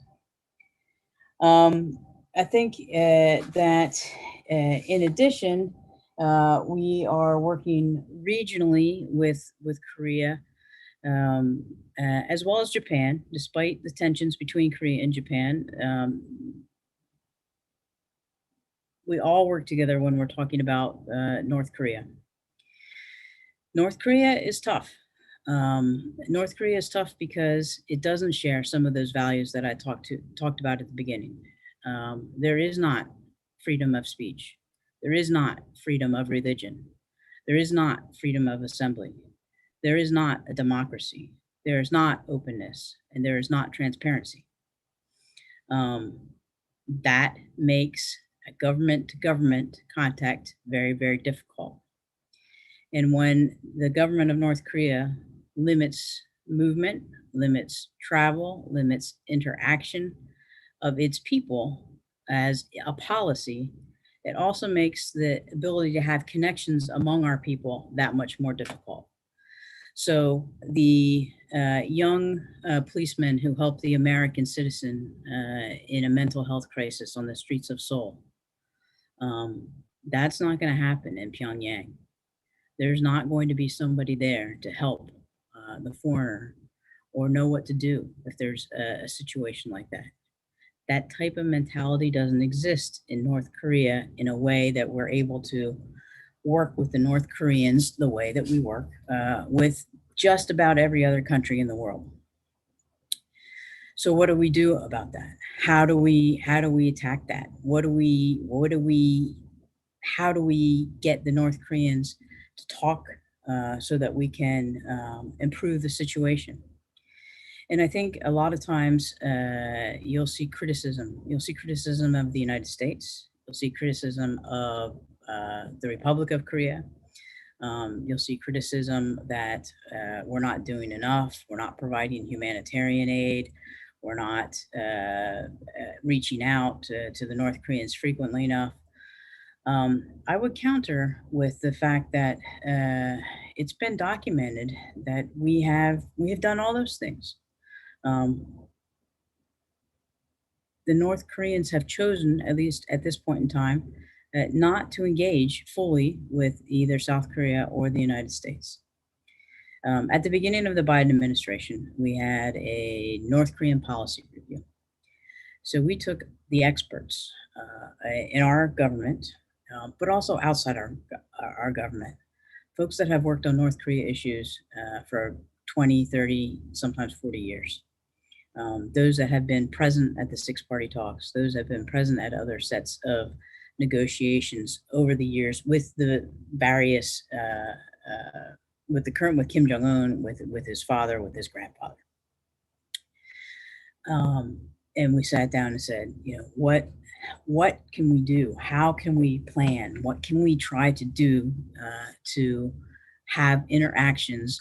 Because like you, we know that there are egregious human rights violations within North Korea. We know that the North Korean people are suffering. We know that they're not getting enough food. We know that they don't have those basic freedoms that I talked about. And we wanted to try to study how we could approach North Korea. So our North Korean policy review, taken in close coordination with our allies in Japan and Korea, so that we could share best practices, share ideas, debate openly what we think would work or what we think would not work. has led us to our current policy, which is a pragmatic policy that we want to encourage and move forward while working with the North Koreans. There is an issue that we as the United States, President Moon and his team as the Koreans, have to deal with on a daily basis. And that is, are the North Koreans going to actually talk to us? Are they going to engage? Do they want to talk to us? Do they want to engage? Do they only want to, on occasion, put out press statements as opposed to having diplomatic discussions? In diplomacy, you've probably read or heard that that President Biden and Secretary of State Blinken have said diplomacy is back. Diplomacy is back. We want to work with our allies. We are stronger together. Diplomacy requires discussion. If there is a party that's not willing to talk, that makes things far more difficult. And I know that sounds probably like an oversimplification, but it's the truth. And it's what we deal with. And it's not in any way a situation where the US government is saying, hey, now what? We give up. Just the opposite. We keep pushing, we keep studying. Our special representative for North Korea was in South Korea just this week. And he met with not only his South Korean counterpart, but his Japanese counterpart. And then there was a trilateral meeting among the three of them. He had the government of Korea was incredibly gracious by granting him some time directly with President Moon to discuss this issue. And many of you probably know him. His son Kim, again, one of our experts on Korean Peninsula issues, who has literally been working on these problems for about 30 years. We are serious. We want to do what we can to move out of a standstill state.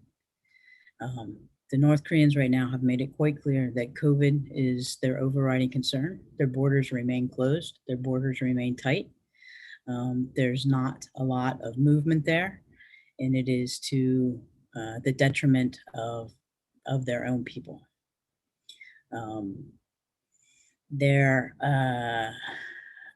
I feel that I do need to talk very, very briefly, because I know that we're running a little bit behind and I don't want to take up more of my time, more of anybody else's time. But I do need to talk a little bit very briefly about the sanctions against North Korea. Sanctions aren't something that anybody takes lightly. And in fact, there's often a misperception that there are significant US sanctions against North Korea that inhibit the ability for North Koreans, the average North Koreans, to have access to food or medicine.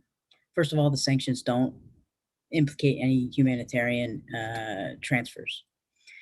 But I think more importantly is to know that the sanctions, the vast majority of the sanctions that have the strongest effects on North Korea are UN sanctions, international sanctions by the international community. It's not the United States saying, hey, we think you've done this.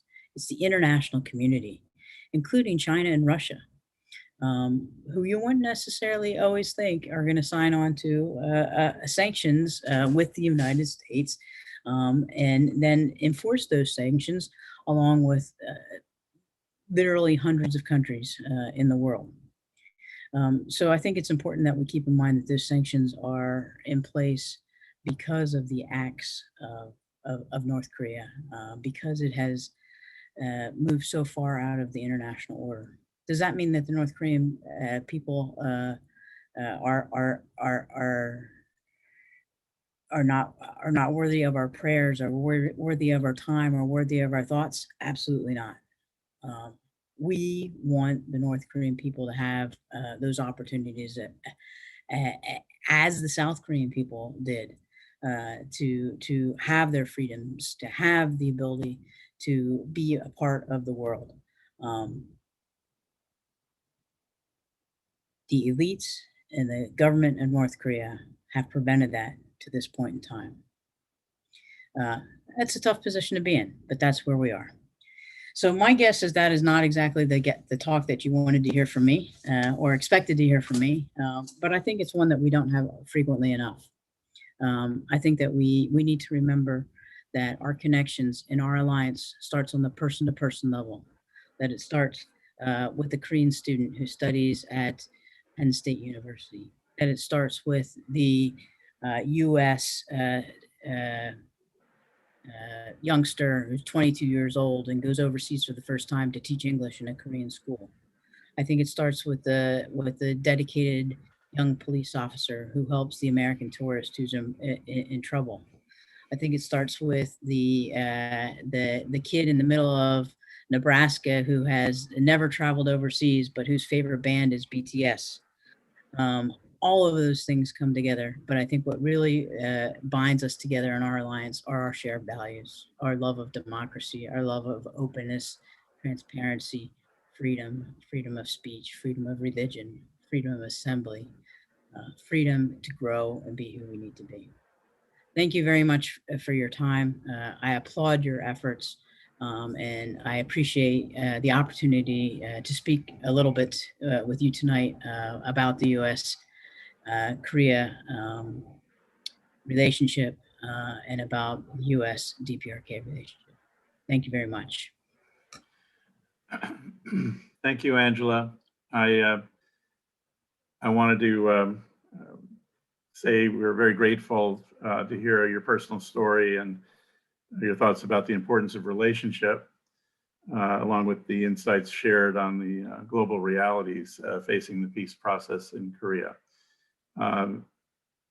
Because our time is short, we're moving the Q&A to the end of the plenary.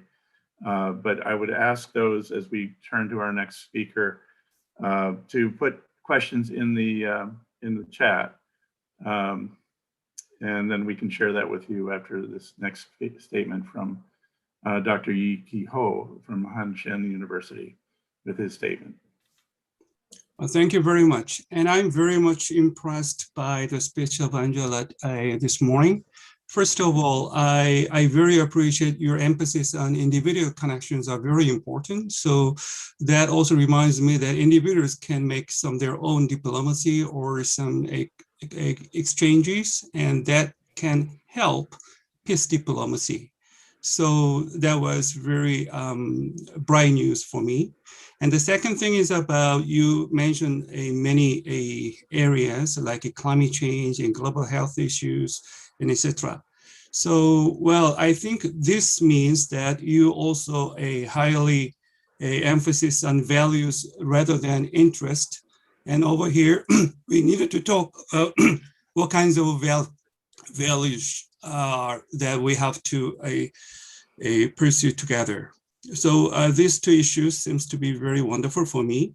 And over here, I also like to ask you, and I'm sorry, one more thing that I was impressed was that as you already mentioned, not only the governments or the states, but the other civil society or the other groups can have some connections and diplomacies. I think that is very wonderful. So how we can work together with government to make peaceful global regime in 21st century, overcoming the COVID-19 together and wishing for future. And over here, I would like to very briefly ask you about one simple question. Through listening to you, I just think about then where would be the entrance to achieve such kind of the plans? Or what would be the trigger to make DPRK more transparent, open, etc. And over here, not by only states, because we have already very clear agreed answers through a North-South Korean agreements through a summits 2000, 2007, and 2018. And also we have 6-party talks, very beautiful agreements, but it has never realized yet. So where would be the entrance? So I would like to suggest, and I'd like to ask you some very humble questions. I just thought how we could build ecumenical diplomacy. It means what churches or what ecumenical people can really engage to build such kind of some peace regime, especially in Korean Peninsula. And over here, my three questions, as the other presenters already mentioned, we had to better clearly mention and exercise the end of war from armistice. So what would be the end of war system and how we can feel? So from over here, what we really can feel. And in this context, can we stop such kind of military hostilities? Or because that would be up to now very essential conditions for dialogue between North and South Korean summit meetings or North Korea and USA. So how we can stop the military hostilities? That is first question. And the second thing, as Angela already mentioned, the humanitarian aid. As you know, according to the UN report a few days ago, 10 million people are in necessity of humanitarian aid. So how we can do it? Even the states could not do it. How the states can allow the civil society can do it. So in this context, I would like to ask you how we can have the build up, the dialogue entrance with DPRK to make what you mentioned really happen. So in our side, what I would like to say is stopping the military hostilities and start humanitarian aid. And we had to better clearly declare and exercise end of war system from armistice, even though we could not get right away the peace treaty. So these three key issues would be a kind of the basic conditions for ecumenical diplomacy. Can I listen to you more about your wisdom?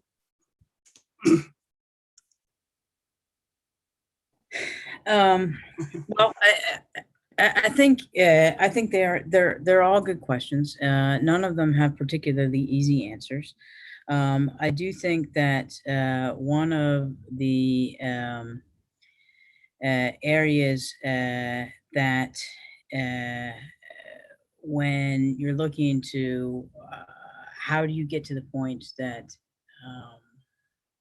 let's start with this. Let's start with the hostilities. You talk about the military hostilities. Okay, what defines a military hostility? I'm assuming, and forgive me if I'm wrong, but I'm assuming you're saying, okay, U.S. and ROC joint exercises, the fact that there are U.S. forces stationed in South Korea is considered a hostility. A piece that I find very interesting is that even though we lowered the level of exercises, that we reduced since 2018, since the Singapore summit, and everyone since, despite the fact that we've had a new administration, the exercise level has reduced. Do you know where it has not reduced? North Korea. Their military exercises have continued. Their military exercises have continued on a large scale. Their military exercises have continued similar to the way that they were in the past. The military exercises, including the military parades, have also included new weapons, weapons that they continue to test. Does anybody want a war? Nobody wants a war. We don't want a war. The South Koreans don't want a war. I don't even think the North Koreans want a war. But what do you do when one side keeps practicing, one side keeps their weapons moving forward, one side develops new weapons? Do you do nothing? Does that put you in a situation where you then become vulnerable? These are things that we have to think about. There, again, not necessarily any easy answers. And it is true that both the U.S. and the Republic of Korea have reduced the level of military exercises for the past 3 years. The North Koreans have not. It's right there. What do you do, about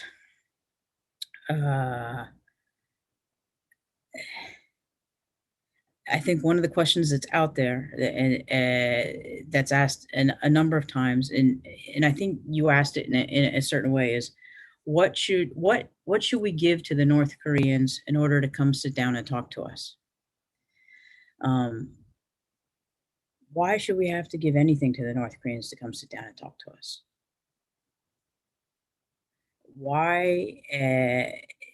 It's one of those things that we have for 30 or 40 years. Okay, well, if we do this, then the North Koreans will talk to us. If we do this, then the North Koreans will talk to us.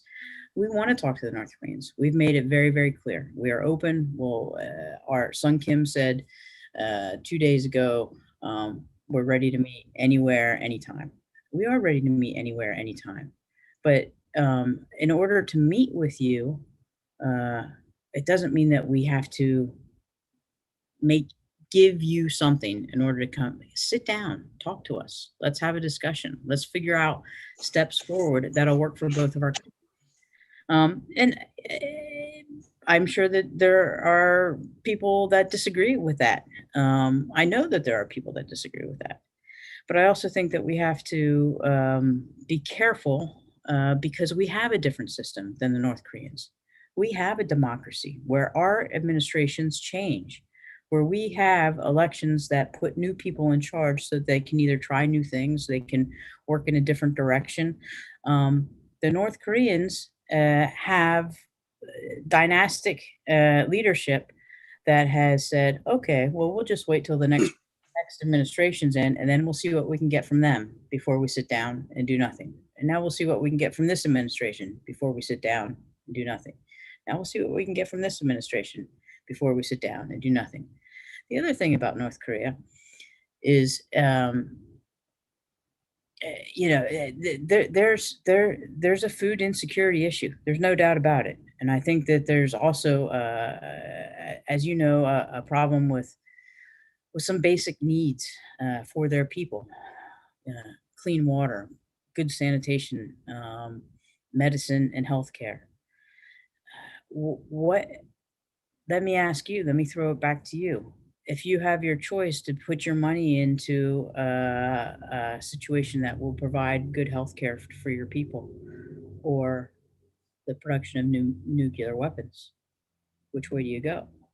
Because when we look at that, we've seen which way North Korea goes. It puts its money into weapons. It puts its money into conventional weapons. It puts its money into nuclear weapons. It prioritizes that over the health, the safety, and welfare of its people. That's probably not the answers that you want to know, want to hear. I'm not 100% certain, but those are the realities of the situation. Those are the realities of the way my government sees it. We want to talk. We're open. We want to sit down and figure out how can we make this situation better, because we know that the people within North Korea are the people that are paying the price for the leadership of North Korea.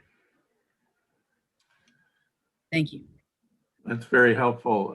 If I may summarize just three questions that have come in while we prepare to turn this over to Jim Winkler, the General Secretary of the National Council of Churches, and given in light that a couple of them. 질문 더 하나 하면 될까요?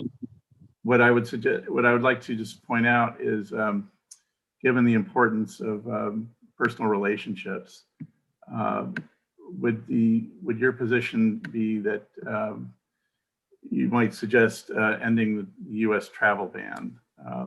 Because we've benefited from exchanges between the Korean Christian Federation and the ecumenical partners involved in the peace process. So the specific question is, might the Biden administration help us secure visas for Korean Christian Federation representatives to visit the United States and vice versa? And then again, I guess the last question is, what would you say is the primary change from President Trump's policies towards North Korea and President Biden's approach? And then we'll let you go. I'll start with the visa question for North Koreans to travel to the United States. North Koreans who wish to travel to the United States and need visas to do so generally go through our embassy in Beijing in order to get their visas, because obviously we don't have a diplomatic presence within North Korea, so they can't get their visas there. That process remains open, although I will tell you that because of COVID, the traveling in China, the traveling in North Korea, well, more North Korea than China even. It has made things more difficult. I don't think that it is the United States that is turning down visas to North Koreans.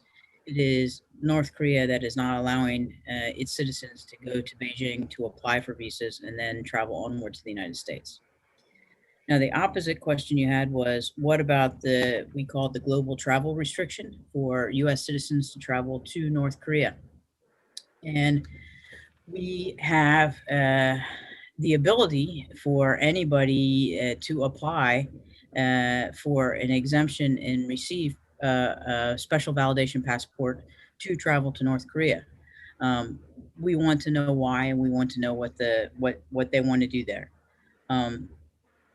Why do we have this in place? Why did the Trump administration put this in place? The Trump administration put this in place because American citizens have been tortured in North Korea. It's a protection mechanism. We have granted special validation passports in the past. We will continue to grant them to those that meet the criteria, and the criteria is very, very detailed and very spelled out. I'm sure you're aware of it. It's on the website travel.state.gov. But if there is the humanitarian purpose, if there is a legitimate purpose that makes sense, the special validation passport would be issued by the U.S. government. But again, the North Koreans actually have to let you in, and right now the North Koreans are not letting people into the country. Their borders are more tightly controlled than they have been for a very, very long time. The question about what are the differences between the Trump administration and the Biden administration? There's some very obvious differences.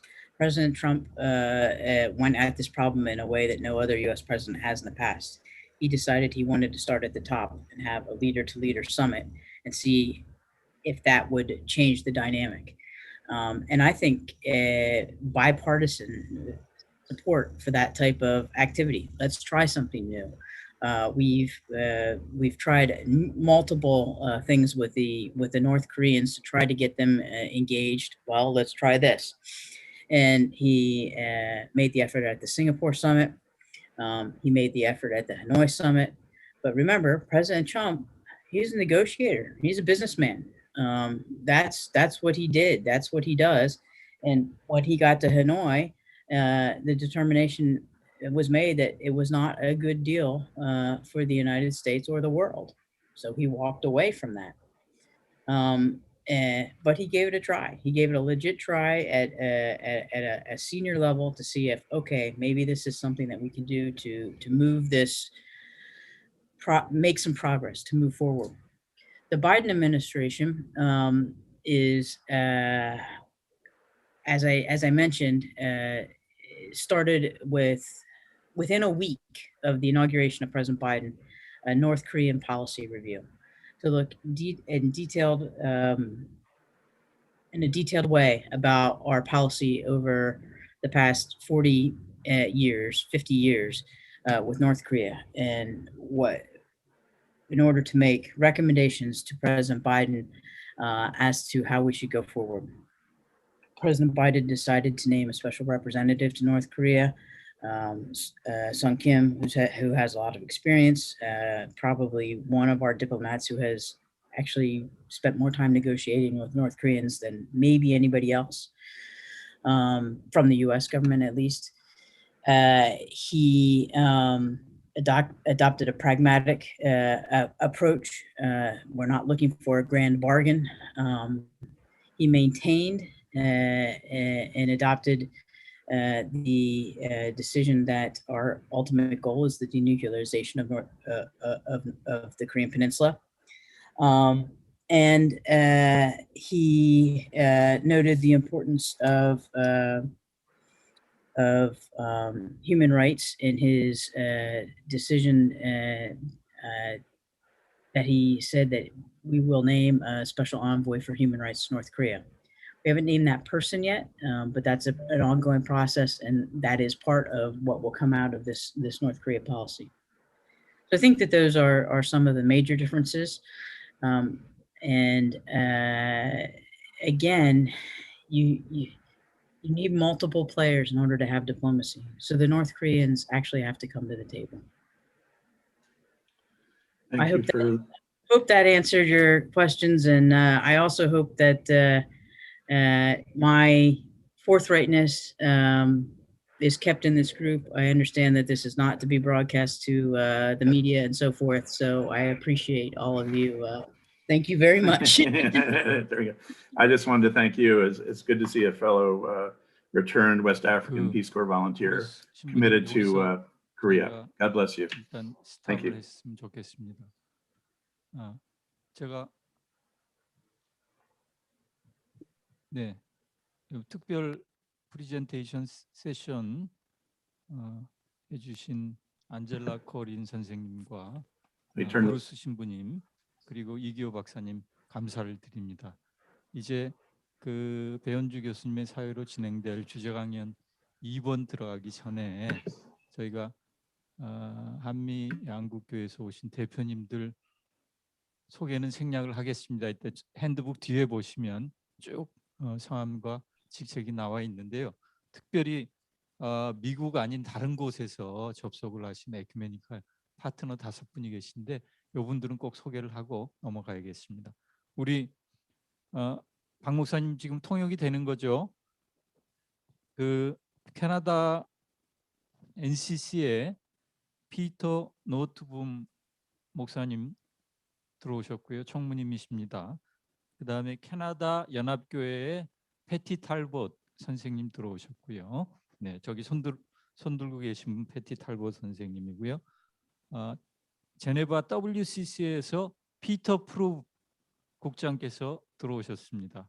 저기 스크린 어디 계신 것 같고요. WCC 저스티스 피스 필그리미지 맡고 계신 김진양 목사님 들어오셨는데 어디 계신가요? 손 한번 흔들어 보시고요. 네, 지금 제네바가 새벽 3시인 걸로 알고 있습니다. 그리고 독일 그 세계 개혁교회 연맹의 크리스 퍼거슨 목사님, 총무님 들어오셨는데 손 한번 흔들어 주십시오. 우리 5분 유럽에서 들어오신 분 소개를 캐나다하고 유럽에서 들어오신 분 소개를 특별히 올리고요. 많은 분들 들어오셨는데요. 쭉 한번 비춰주시죠. 예, 얼굴 쭉 한번 비춰주시고, 예, 김진양 목사님 저기 들어오셨네요. 다시 한번 우리 전부 한번 큰 박수로 이 모든 분 환영하겠습니다. 이제 배현주 교수님께서 나오셔서 주제 강연 2 그리고 토론 진행해 주시겠습니다.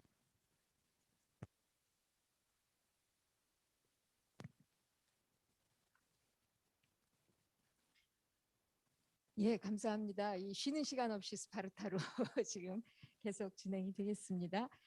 지금은 주제 강연 세션 2로 넘어가겠는데요. 두 분이 10분씩 발제를 해 주시겠습니다. 우리 짐 윙클러 목사님은 NCCCUSA의 총무님으로 계시고요.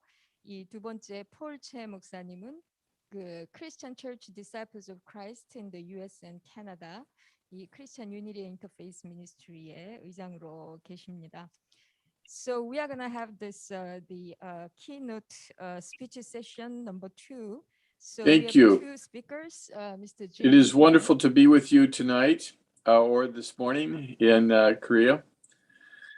I want to first give thanks to God for this 7th consultation between the National Council of Churches of Korea and the National Council of Churches USA.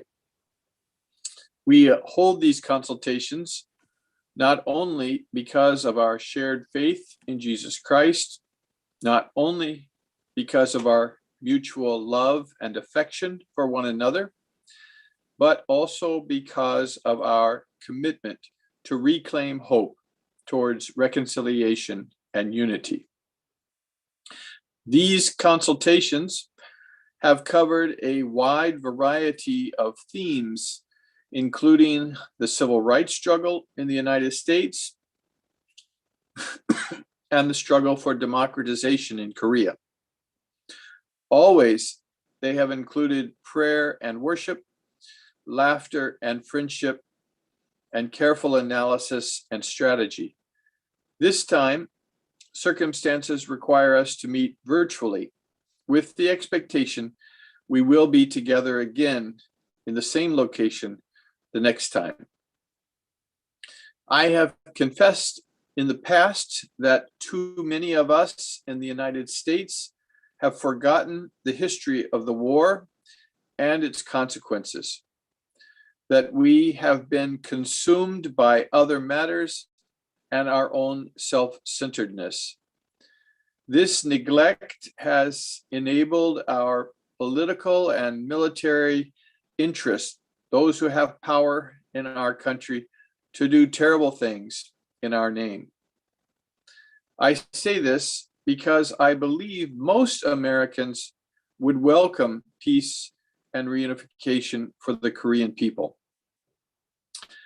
In the interest of time, I'm going to skip ahead to the next page and point out to you that the United States has long been in a state of perpetual war.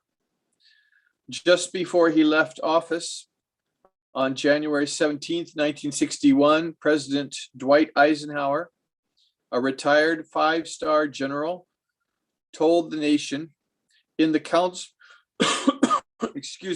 in the councils of government, we must guard against the acquisition of unwarranted influence, whether sought or unsought, by the military-industrial complex. The potential for the disastrous rise of misplaced power exists and will persist. President Eisenhower's warning has gone unheeded.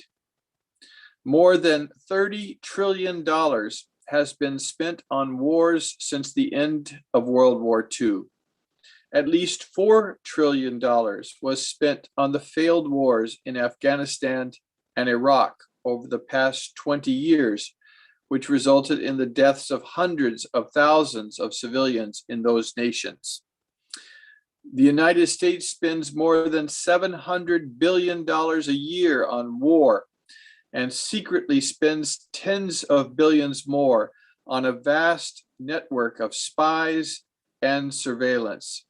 And yet the age of American hegemony is coming to an end.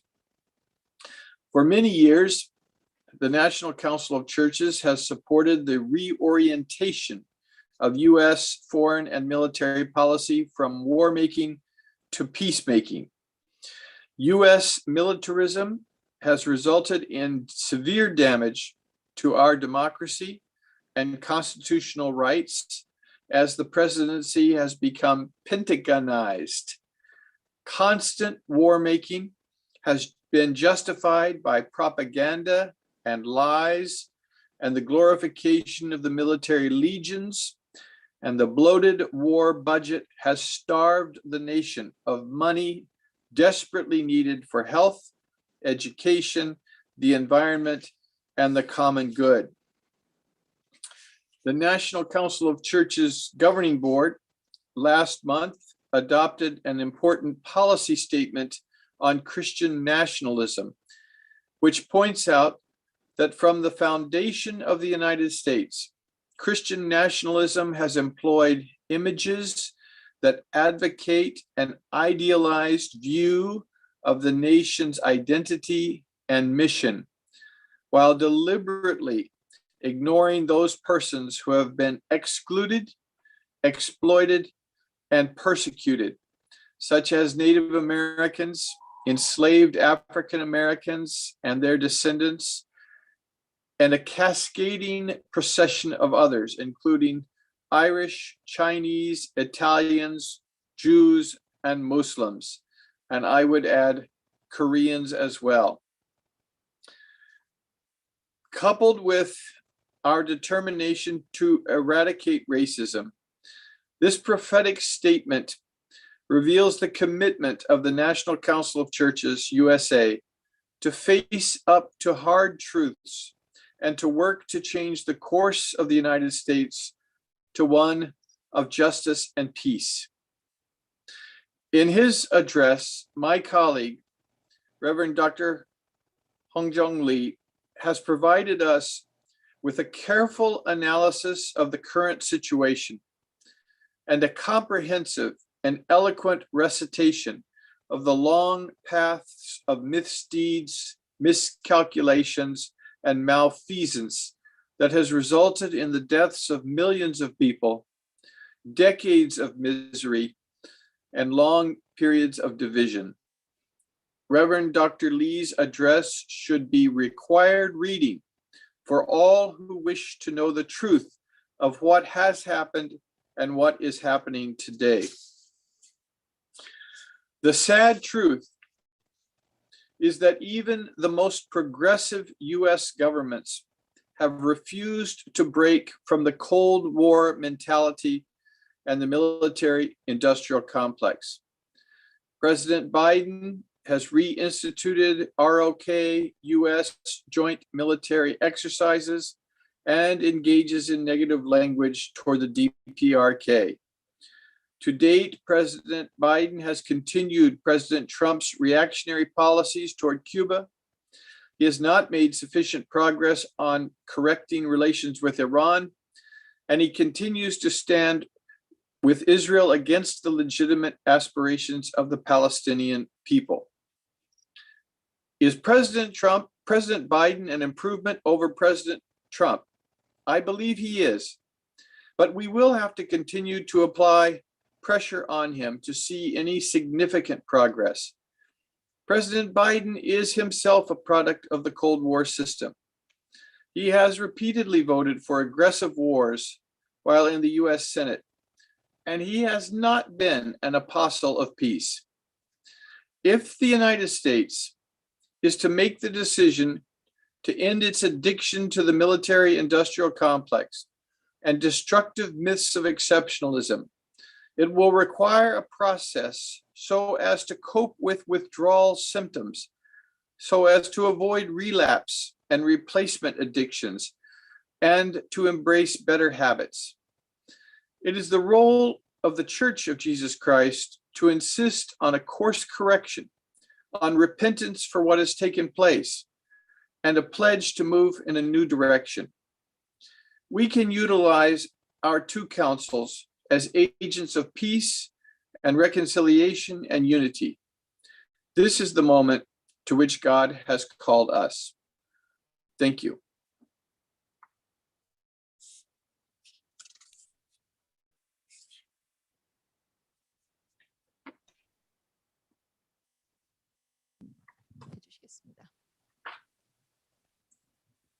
Hi, Paul. The floor is Hi. yours.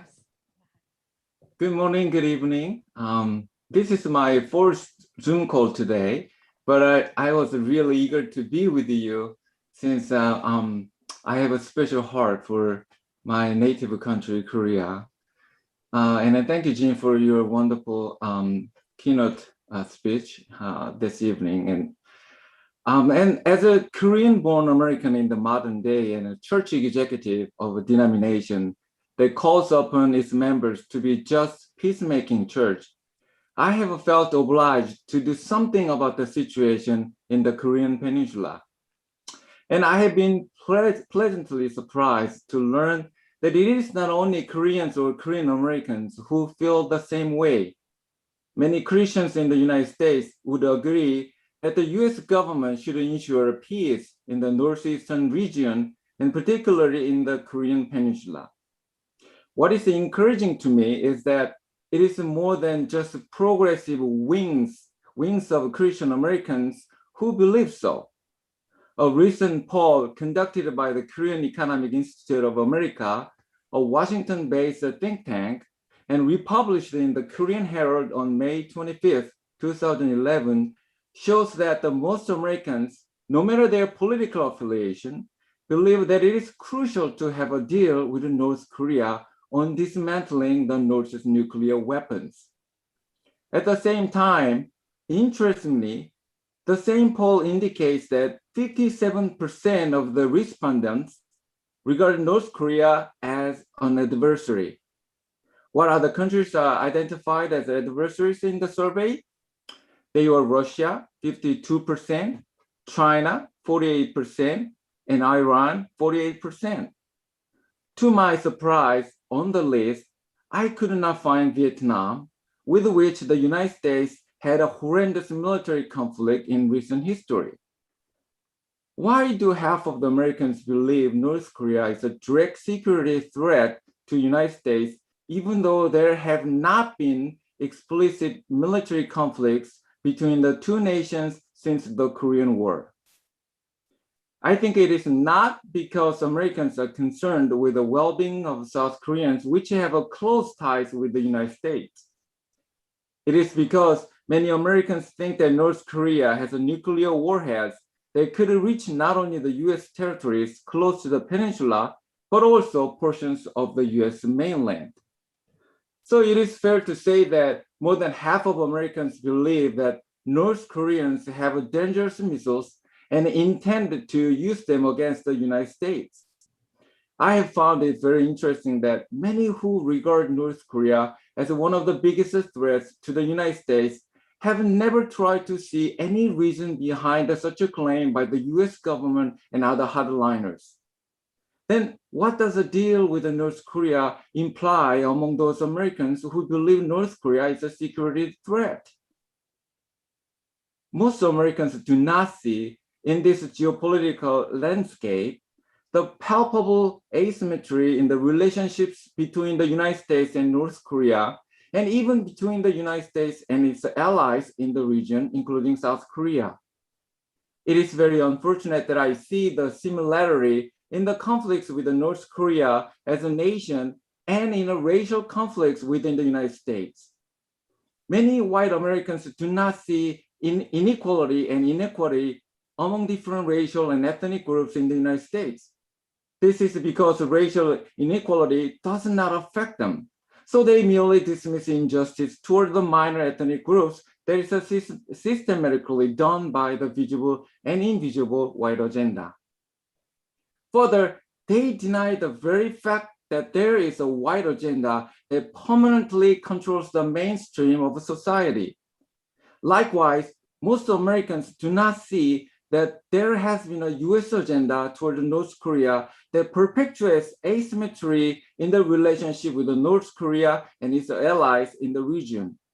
Most Americans believe that all that North Korea needs to do is to come to the table and talk, as we just heard. It seems that the United States, South Korea, and North Korea are playing a weird seesaw game. The United States is sitting on one side, intent on never losing its position close to the ground. On the other side, there's North Korea is up in the air, trying to move down to the ground. Of course, South Korea is just sitting in the middle, not attempting to disperse its weight to balance the situation. It actually moves toward the United States, helping it weigh more. The challenge is that most Americans have seen this game from above, only from above. What they are seeing is the United States, South Korea, and North Korea are sitting at a distance from one another, but they need to see this bizarre scene from the ground. Unless the United States lets North Korea be grounded in a more secure political and economic situation, any attempt to have a conversation makes the North Korean government more anxious. To secure peace in the region, this asymmetrical relationship between the United States and North Korea should be corrected first. In his book, Just Mercy, Brian Stevenson writes about his intention of the book. It is about how easily we condemn people in this country and the injustice we create when we allow fear, anger, and distance to shape the way we treat the most vulnerable among us. Because I am concerned about securing peace in the Northeastern Asia region, once again, I am surprised at how similarly we Americans treat the vulnerable in this country and the Northeast part of the world. We quickly condemn people and create injustice by allowing ourselves to be shaped by fear and distance. We easily label others with despicable words. I pray that Americans can see how we Americans have shape the geopolitical landscape of Northeastern Asia with a baseless fear and anger, which has created a maximum security ideological prison of the Cold War for ourselves. The Cold War ideology is gone, yet we have no intention of escaping from that ideological prison. Many Americans believe that the sanctions toward North Korea, the traveling ban, and the huge military drills of the US and South Korean military can be justified because North Korea is unreasonable and unreliable. Where on earth did we get the idea that North Korea is deserved to be treated this way?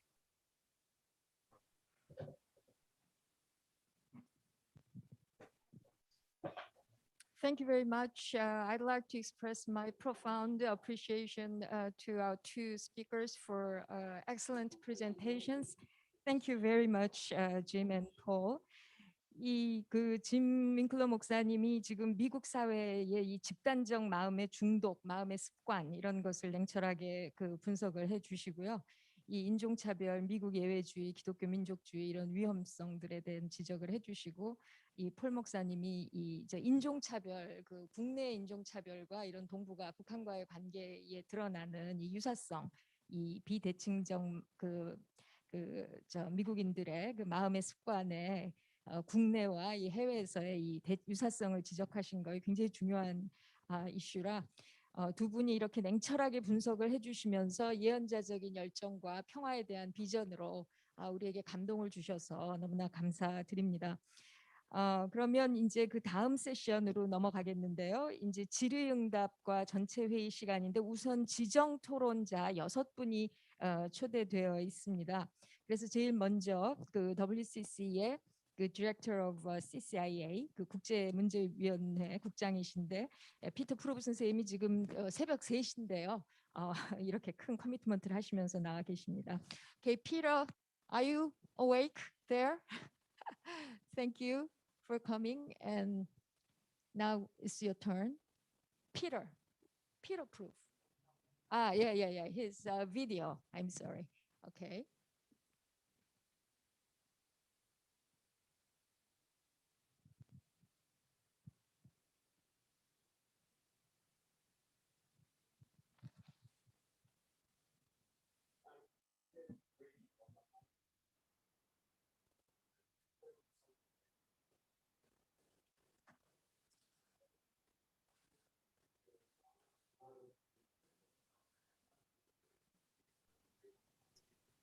No sound. Can't hear you, Peter.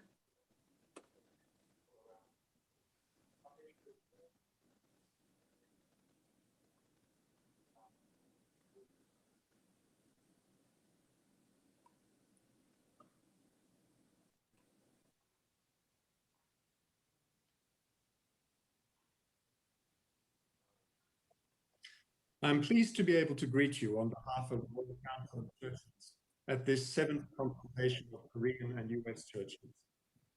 I regret that I must do so by video recording rather than in person. Unfortunately, we still labor under the impact of the global COVID-19 pandemic, which, as well as causing so much terrible suffering for so many people around the world, upended all our plans related to the 70th anniversary of the start of the Korean War last year. We adapted and continued our work for peace by other means. This consultation, originally planned to take place in Washington, D.C. in June last year, now takes place online, which is both a sad reflection of the constraints under which we continue to live and work, but also a sign of our persistent hope and determination to continue to pursue the calling of peace. A great many things have changed since last we met in person. In addition to the pandemic itself, political changes in the USA have created a new context for our work for peace, reunification, and development of the Korean Peninsula. I hope that this consultation and the reflections you engage in as representatives of the churches of South Korea and of the United States of America will help define a path forward this new context. Because in the midst of these changes, we have seen an unfortunate reversion to the status quo ante of isolation rather than cooperation, of confrontation rather than dialogue. We see signs of a renewed arms race among the nuclear weapon states and of increased tensions in the Northeast Asian region. And very troublingly, we receive news from North Korea that calls to mind the terrible tragedy of the famine of the 1990s.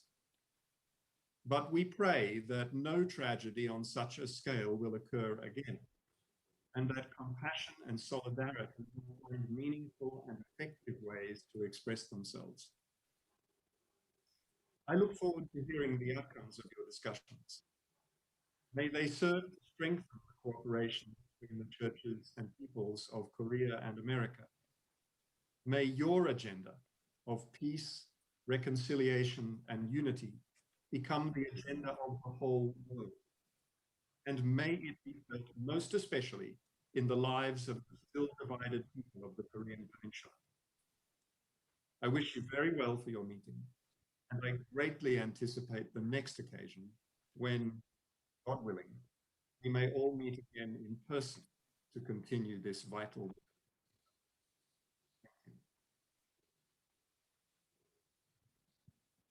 예, 감사합니다. 우리 두 번째 스피커는 그 피터 노트붐 목사님, General Secretary of the Canadian Council of Churches. 이 Reverend Peter. Yes, thank you so much. Thank you.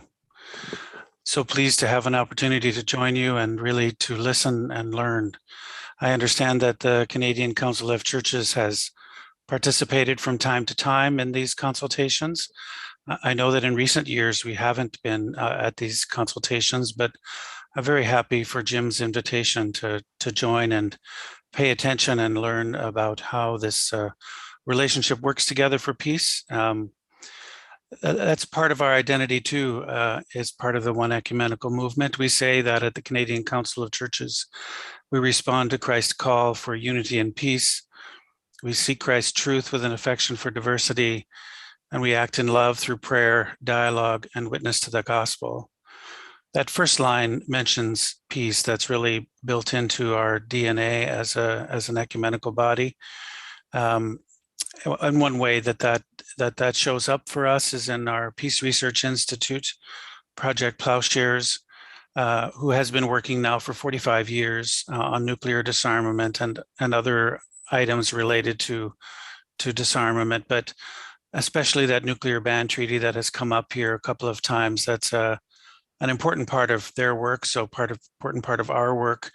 And we're also committed to persuading the government of Canada to join that treaty. You know, the only other thing that I'd like to mention is that, of course, Koreans, Korean churches, people of Korean heritage are in the broad membership of the Canadian Council of Churches, whether that be Anglican Lutheran or Evangelical or Free Church or Eastern and Roman Catholic or Eastern and Oriental Orthodox or Protestant churches. Korean churches and Korean heritage is part of our tapestry. And I also want to mention that I learned while working alongside Peter Prove to mark the 70th anniversary of the start of the Korean War last year, or a couple of years ago, that in consultation with the member churches of the council, many of them are keen and follow this work closely. So Canadian churches and Canadians remember the conflict, not Canadians of Korean heritage, Canadians connected to veterans who died in Korea, veterans of the war themselves and their families, and many Canadians with ties of faith and friendship to Korea. At that time, a year ago or so, when we were doing some of that work around the 70th anniversary, the Anglican Church of Canada, the Canadian Baptist churches, the Religious Society of Friends, the Quakers, the Christian Reformed Church in North America, the Ethiopian Orthodox Church, the Evangelical Lutheran Church, the Presbyterian Church, Salvation Army, Ukrainian Catholic and United Church of Canada were all keen to sign on to support that letter at that time, and it's a concrete demonstration of interest and concern for the relationship and for the country. So once again, thank you so much just for the opportunity to join you, and like I say, to listen and learn. It's been a real pleasure to be with you today. Thank you.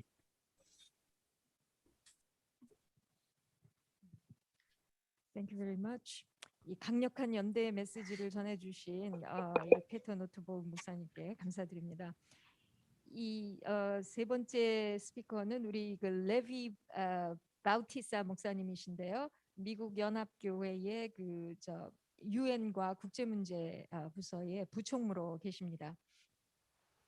Reverend Levi Bautista. Yes. Good morning. I'm speaking to you from Los Angeles. I'm currently traveling, visiting my first granddaughter here in Los Angeles. And I was traveling with my wife. I almost missed the schedule. I am so pleased to be in this event, as I've always cherished those moments when we gather in person, as in previous years. I wish we are gathering again in person today, but the array of ecumenical and secular voices in this conference speaks well of the continuing commitment of the international community and of the ecumenical movement. The United Methodist Church,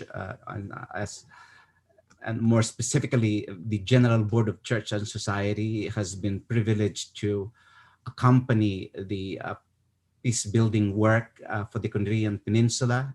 The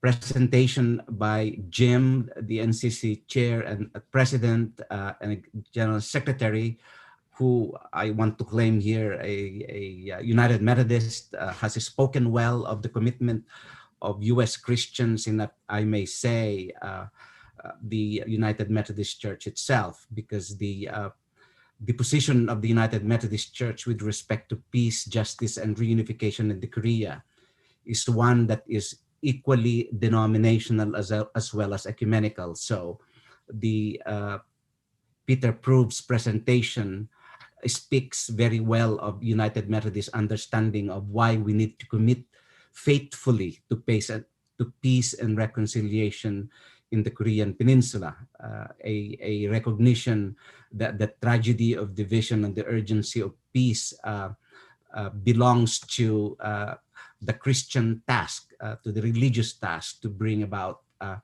justice, peace in the world. And so our commitment as United Methodists to North-South reconciliation efforts are more than ever needed so now, and our collaboration with you all in both the historic role of the ecumenical community and denominational commitment to that ecumenical work is important. So I bring you greetings and best wishes as we together craft a renewed ecumenical advocacy work on this so important a role the church and the ecumenical community must play. Have a great day.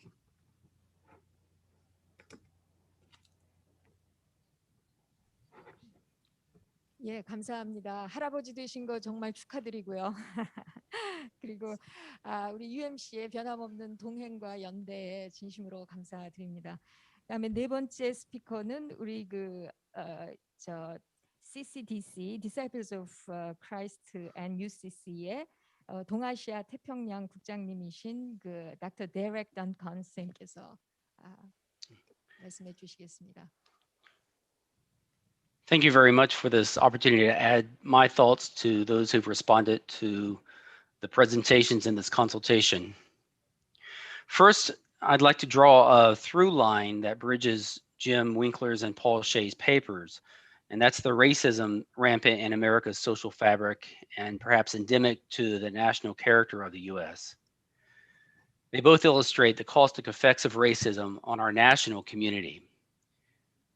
American racism is also caustic to the global community.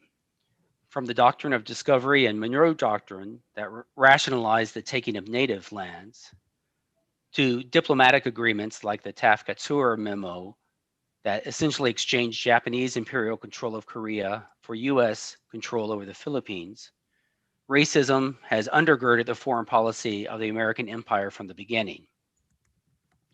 And racism is still present in a US policy that assumes patronage over other nations and asserts that our national interests are paramount to others. Second, I want to lift up a minor item in the draft of this consultation's joint statement, the ecological cost of militarism. I don't think that this has been emphasized enough in previous ecumenical statements on Korean peace and reunification. In its critique of the recent Biden-Moon Jae-in summit, the joint statement notes the agreement on South Korea and US cooperation in exporting nuclear power plants is clearly an anti-ecological and anti-historical agreement that goes against the global church's confession of faith and practices of protecting the created world from nuclear weapons. The draft argues that the two governments should cancel this agreement and cooperate for the development and distribution of eco-friendly renewable energy to preserve the created world. In our ecumenical opposition to the militarization and especially the nuclearization of US foreign policy, especially as manifest in Korea, we are called to look beyond the risk of war to human life and the assault of Cold War divisions on national and personal dignity. We must also attend to the deep injury these policies cause to our planet and to the ecological balance between the people and the earth. We should include this ecological impact whenever we count the costs of US militarism and nuclear policy. This cost is apparent when we recall the devastation caused by the nuclear bombs dropped on Japan 75 years ago. We're mindful of it when we take account of the lingering health and environmental damage left on Pacific islands and peoples as a result of decades-old nuclear testing by Western powers. And it is out of similar concern for the life-sustaining ecology of our oceans that has prompted Korea, Taiwan, and other leaders from Pacific states, as well as the World Council of Churches, to decry plans by the Japanese government to release tons of wastewater contaminated from the 2011 Fukushima nuclear disaster into the ocean. But there are also trade-off costs of rampant militarization and Cold War confrontation like we see in Korea and the region. As the draft statement suggests, by spending excessive amounts of money on weapons, as well as on the numerous military bases and the standing armies that Jim Winkler cited, our leaders deprive the world of urgently needed investment in sustainable energy and carbon mitigation technologies. As General Secretary Lee Hong-joon asserts, our governments should spend their national budgets not on military and security costs, but on peaceful coexistence between the two Koreas, improving the safety and quality of life for all those who reside on the Korean Peninsula. We can draw a connection between the racism that undergirds US imperial policy and the backwards logic that privileges weapons over our fragile earthly ecology. There's a concept articulated in environmental advocacy called environmental racism. This idea draws a direct connection between the pollution and environmental neglect institutionalized in US national, state, and municipal policies, and the communities of color most devastated by the intentional placement of factories and dump sites in places they inhabit. Indeed, we can say US and Western foreign policy, especially as it is predicated on militarism, is guilty of environmental racism on a global scale.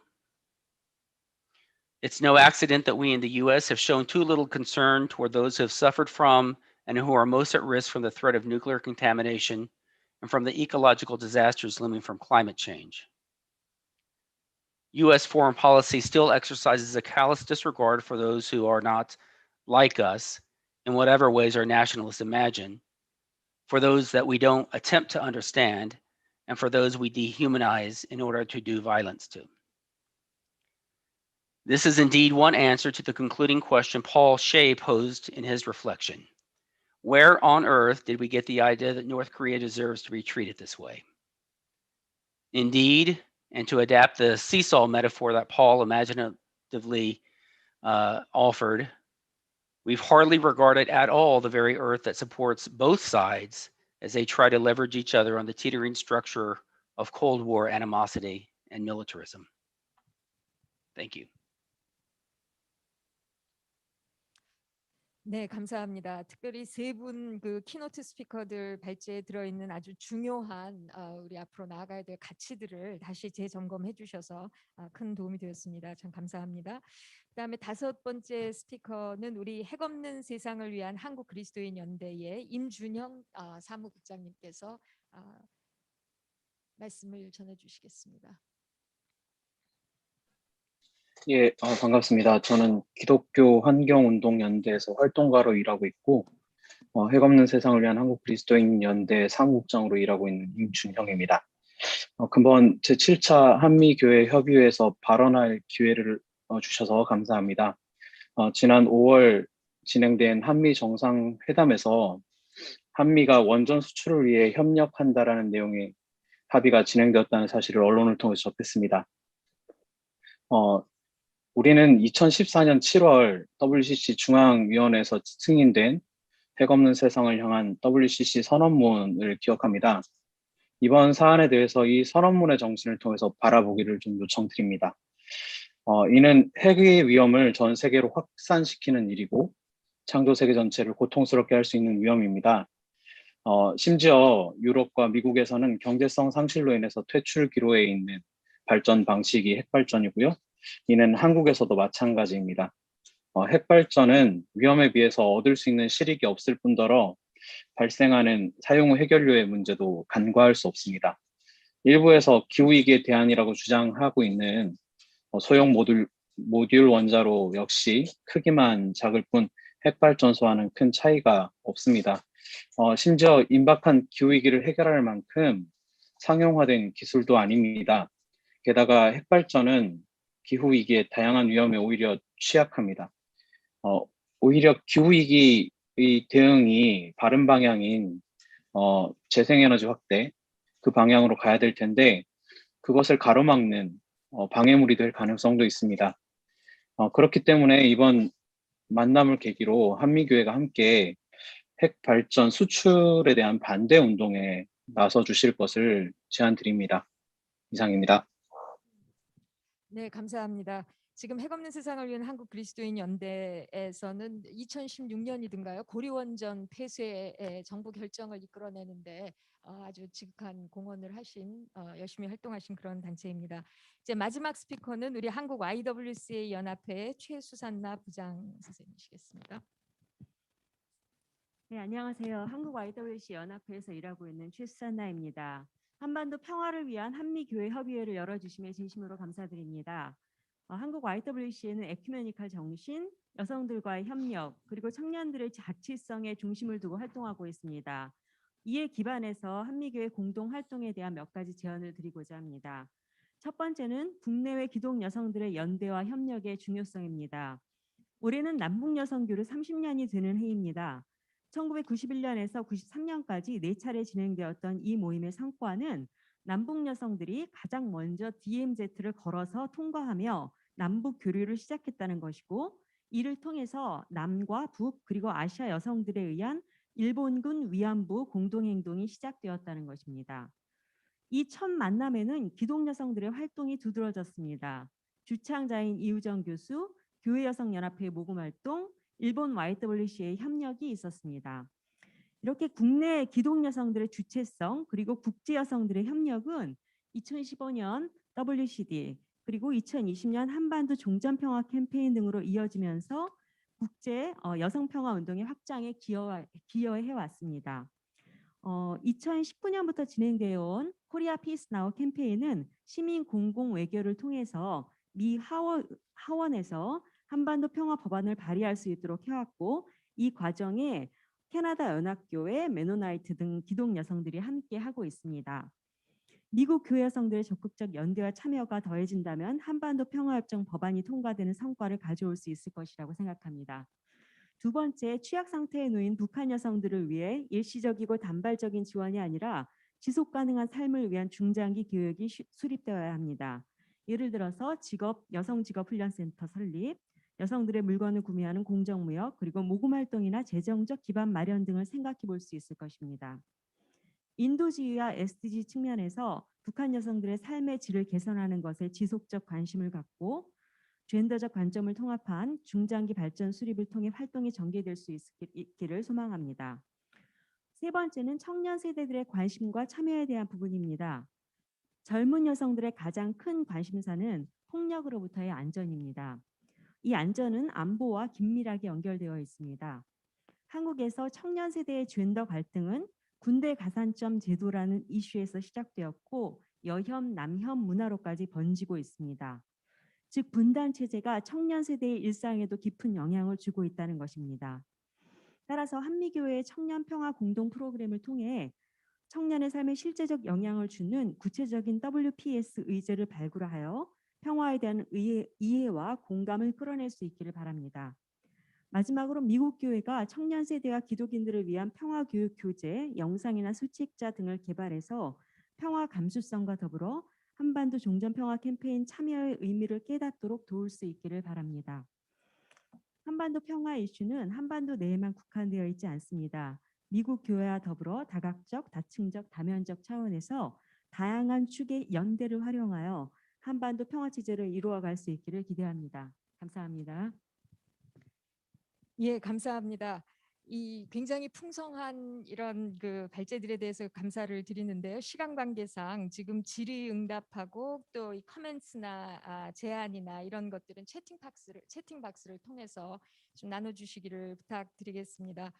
이 많은 분들의 이 굉장히 진지하고 깊은 이 논의를 통해서 우리 한반도 평화가 미국의 민주주의와 인종차별 극복, 또 북미의 평화운동, 또 세계 평화운동과 직결된다고 하는 것을 다시 발견하게 됐습니다. 빨리 가려면 혼자 가고 참 갈 길이 먼데요. 이 빨리 가려면 혼자 가고 멀리 가려면 함께 가라는 그 말씀이 생각났습니다. 이 계속 연대의 이 정의와 평화의 순례가 계속될 수 있기를 바라며 이것으로 그 질의응답 전체 회의 세션을 마치기로 하겠습니다. 감사합니다.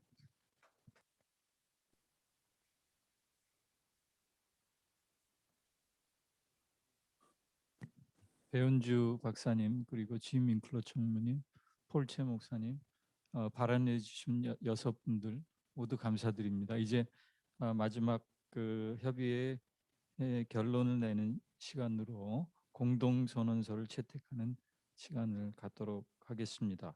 이 공동선언서는 한국어로는 47페이지, 영어로는 103페이지에 있습니다.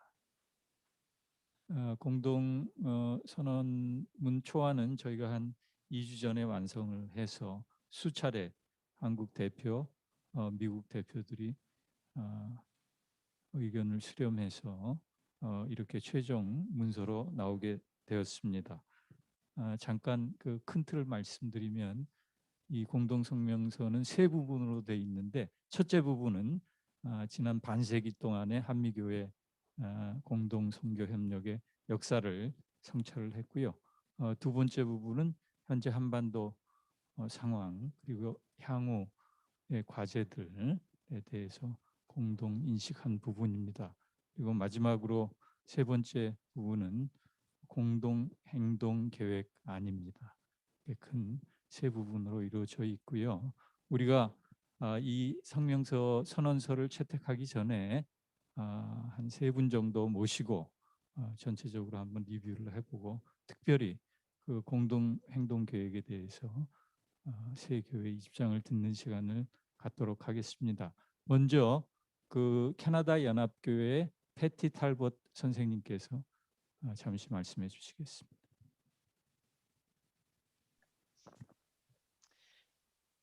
Thank you very much, and thank you for the opportunity to accompany you in this consultation. Be assured of the continued commitment of the United Church of Canada to the shared dedication of seeking a just, sustainable peace on the Korean Peninsula. The consultation's joint statement and its action plan brings to mind the United Church's General Council action of 2018. In that year, the church adopted an urgent call for a peace accord in the Korean Peninsula and called on the church to renew its commitment to God's mission in Korea, to pray, advocate, and act together with partners for a new era of peace, justice, and reconciliation in the Korean Peninsula. The action of the United Church's General Council directed the people of the United Church to join in advocacy for a peace process to end the Korean War and replace the armistice with a peace treaty. And it also included a call to press the Canadian government to change its Korea policy, starting with an end to its sanctions against the DPRK, which we understand to be collective punishment on the North Korean people. The 2018 call affirmed the United Church's participation in the Korea Peace Appeal campaign and the Korea Peace Now Global campaign. In looking at this statement, I was also reminded that the United Church has committed itself to work at resetting the Canadian government's Korea policy, to work for a reset that would be centered on the Korean people and the Korean Peninsula. A reset that would foreground the voices and rights of women and other marginalized groups, promote human dignity, and contribute in practical ways to building a more just, peaceful global order. A reset of Canada's Korea policy would mean two things that I see reflected also in this joint statement. Number one, a peace first engagement, a priority to ending the Korean War. Partners from North and South Korea are unequivocal. Peace first, end the war. A second element of a reset would be to articulate a Canadian Korean policy. And frankly, that would be to step away from the Canadian current full and vocal support of the American policy of maximum pressure. Canada has done it before, notably in relation with Cuba, where Canada and Mexico alone did not succumb to the US blockade against Cuba, but worked to maintain a myriad of relationships. The United Church continues to press for an engagement and dialogue with the people of Korea, North and South. We believe that governments, civil society, and people of faith can and must do more to seek and build peace in the Korean Peninsula. Please receive the encouragement and continued accompaniment of the United Church in this journey together. If we want peace, we need to make sure that it happens. I end with the words of Romans 14:19. So then we pursue the things which make for peace and the building up of one another. Thank you. 네, 아주 강력한 연대의 말씀 감사를 드립니다. 이 두 번째로 저희가 한국으로 넘어와서 한국기독교 장로회의 김희연 목사님 나와 계시죠? 네. 네, 김희연 목사님께서 발언해 주시겠습니다. 감사합니다. 발언할 수 있게 해주셔서. 저는 PROK에서 지금 진행되고 있는 금년 106회 총회를 준비하면서 평화운동과 관련되어진 두 가지 사안을 함께 나누고자 합니다. 에큐메니칼 운동이 진보적으로 이루어지고 있는 한 흐름이 있다면은 그것과는 조금 다른 양상으로 좀 보수적인 한국 교회의 저변에 깔려 있는 북한 선교라고 하는 프로그램들이 있습니다. 저는 그것이 한국 교회가 전체적으로 한반도 평화 프로세스에서 굉장히 걸림돌이 되고 있는 것들을 느끼고 있고 그런 문제의식들을 교단적으로 깊이 느끼고 있는 상황입니다. 이에 대처하기 위해서 이번 106회 총회를 준비하면서 두 가지 헌의안이 준비되고 있습니다. 첫 번째는 한반도가 분단되기 이전에 가지고 있었던 북녘에 남겨두고 온 재산권에 대한 포기 선언을 교회가 먼저 함으로써 남과 북의 다른 체제 속에 살아왔었던 우리의 역사에 대한 화해의 목소리를 교회가 먼저 해야 되겠다.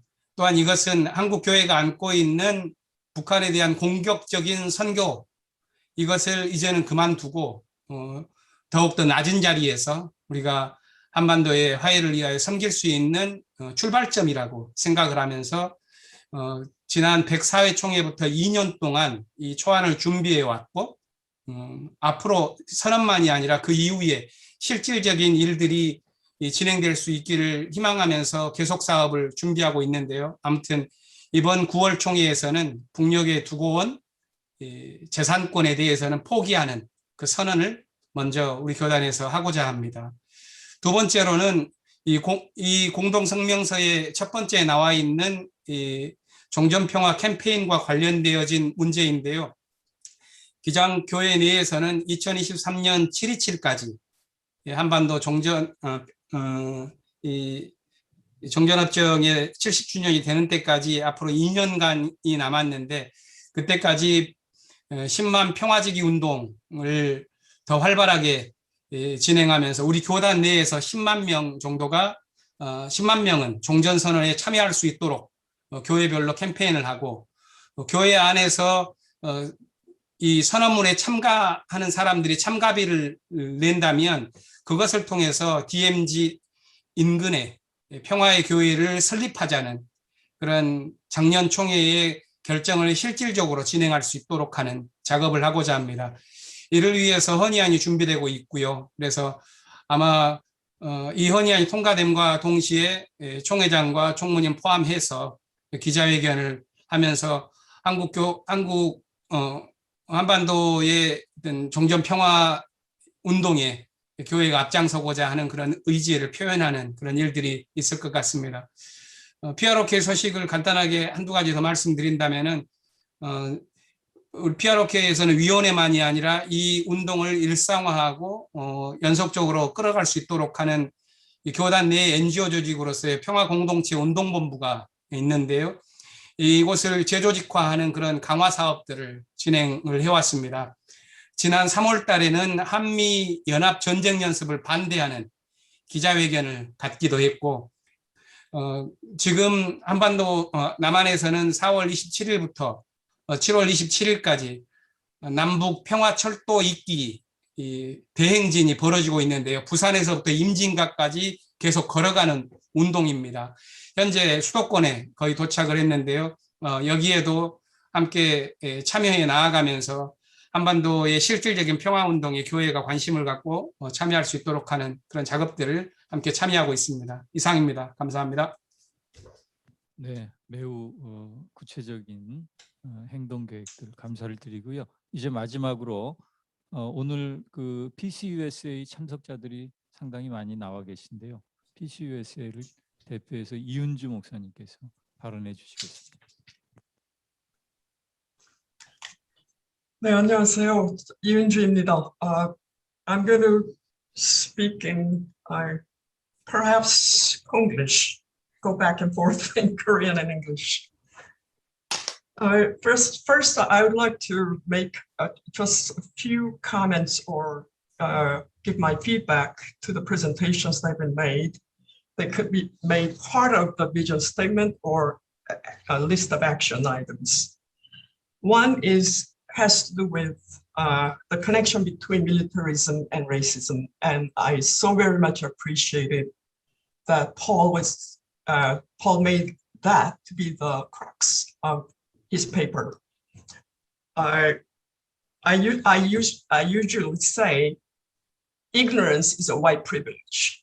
Not knowing is a white privilege. And that's exactly what we're dealing with here, that white people do not have to know what white people have been doing all along.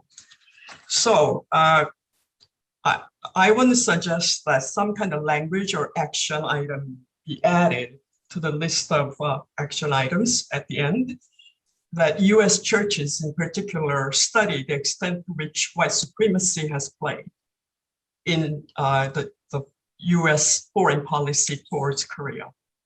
That's a suggestion.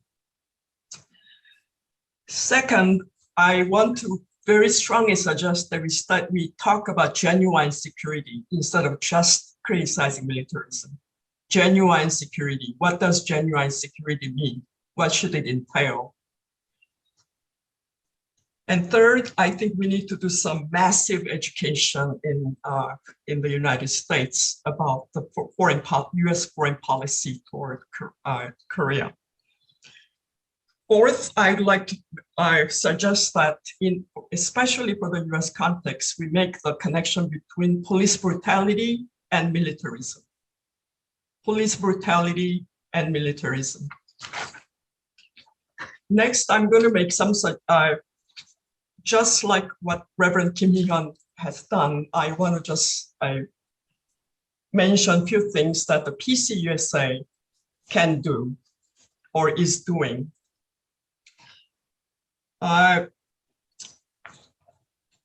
PCUSA has some mechanisms, some institutional entities that can help with the Korea peace appeal to end the Korean War. And that is the Office of Public Witness and the Compassion, Peace and Justice ministry area. And then an advocacy group called PPF, that's Presbyterian Peace Fellowship. In addition, we have a mission network called the Presbyterian Peace Network for Korea, abbreviated as PPNK. And there are 4 members of PPNK right now attending this consultation. PPNK, along with PPF and institutional mechanisms can really push this Korea peace appeal. But in addition, we really need to bring this down to the ground. As we all heard, Americans in general are totally ignorant about the Korean situation. So how do we bring this to the ground? I just learned that as of 2008, there were as many as 4,500 Presbyterian churches that have made a commitment to peacemaking. 4,500 churches. Well, obviously, these churches do not know much about how much Koreans need peace in this peninsula. So I would like us to really, especially the Presbyterians, to do all we can to inform, encourage, and urge these churches to participate in the Korea peace appeal and military reduction in the military budget, and so on and so forth. So I really want to urge PPNK members in particular to work with all these entities and PPF to bring this down to the ground. Next, April 23rd to 29th is designated as PCUSA's International Week of Action. It's hosted by the Bearing Witness team. And it has been brought to my attention that the first day is designated for international issues. And I have actually been asked if we could do a webinar or do some kind of hold some kind of educational event for to educate the Presbyterians about the Korean situation. And I want to urge us to really look into that possibility. Fourth, just like I think the Church of United Church in Canada also, Patty mentioned this. PCUSA also has a season that's called the season of prayer and reflection for Korea peace. That's June 15th through June 25th through August 15th. And we could really use that season to really address this issue of Korean division and Korea peace. Those are four things that I have listed that possibilities that we have, opportunities we have as Presbyterians for promoting peace in Korea. Thank you.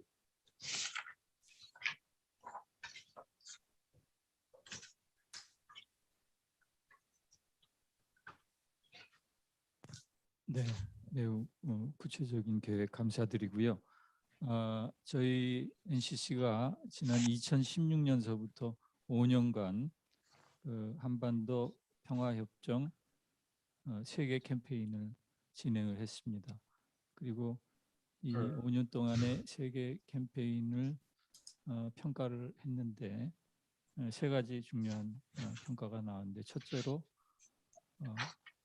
한반도 문제를 세계인들이 잘 모른다는 거고요. 두 번째로 북한이 여전히 악마와의 대상이 되고 있고, 그럼에도 불구하고 한반도 평화 정착에 대한 관심이 상당히 고조되어 있다. 그리고 마지막으로 이 한반도 평화 프로세스를 더 진전시키기 위해서는 우리 교회가, NCC가 교회 풀뿌리 대중들한테 조금 더 다가가야 된다. 더 밑으로 가야 된다. 그런 중요한 세 가지 평가를 우리가 냈습니다. 그래서 여러분들께서 하신 그런 말씀도 그런 저희들 평가하고 일맥상통하는 점이 많이 있습니다. 저희가 아까 말씀드린 대로 이 공동선언서에 대해서 미리 다 거의 합의를 했습니다. 근데 오늘 새벽에 우리 미국 대표님들께서 약간의 수정을 좀 해 주셨으면 좋겠다는 부분이 있어서 그 부분만 제가 띄우고요. 그다음에 몇 가지 합의를 하고 이 세션을 마치도록 하겠습니다. 맨 마지막에 행동 계획에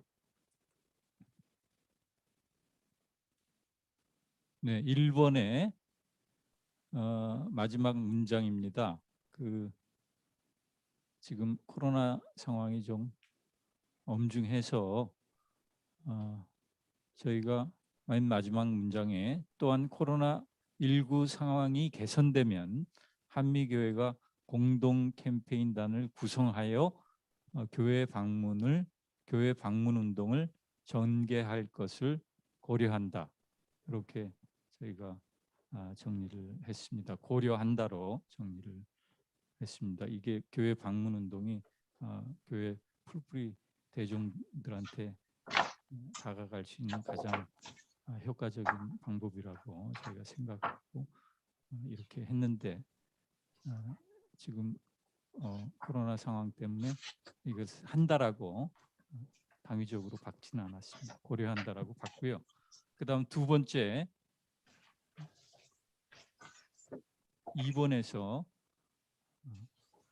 우리가 7월 한 달을 8월 한미 군사 합동 훈련 중지를 위한 집중 캠페인 달로 정하고, 한미 교회가 워싱턴, 뉴욕, 서울, 부산 등지에서 캠페인을 하는 것을 원래 제안을 했는데 미국 교회가 약간 좀 시간상으로 촉박한 느낌도 있고, 또 7월 휴가 기간이고 또 코로나 상황이라서 모일 수 있는 그런 여건이 안 돼서 일단 이 7월 집중 캠페인은 NCC가 주도적으로 하고 미국 교회가 연대를 표시하는 그런 형식으로 진행을 하기로 해서 문구가 이렇게 돼 있습니다. 제가 한번 읽어보겠습니다. 남북대화 북미대화의 계기 마련을 위하여 한미연합 군사훈련 중지 캠페인을 전개한다. 특별히 NCC가 8월에 예정돼 있는 한미연합 군사훈련 중지를 위해 7월 한 달을 집중 캠페인 기간으로 정해 기도회와 거리 시위 등을 조직할 때 NCCUSA는 이에 적극적인 연대를 표한다. 저희들은 7월 6일 기자회견을 시작으로 이 군사훈련 중지 그 캠페인을 진행할 예정입니다. 이렇게 두 부분 정리가 됐고요. 그다음에 이제 그 4번 좀 보시죠. 공동행동 제안 4번에 보시면 한미교회협의회를 정례화하고 공동 워킹그룹을 조직한 문제인데요. 요거는 여기서 잠깐 합의를 하고 넘어가야 될 것 같습니다.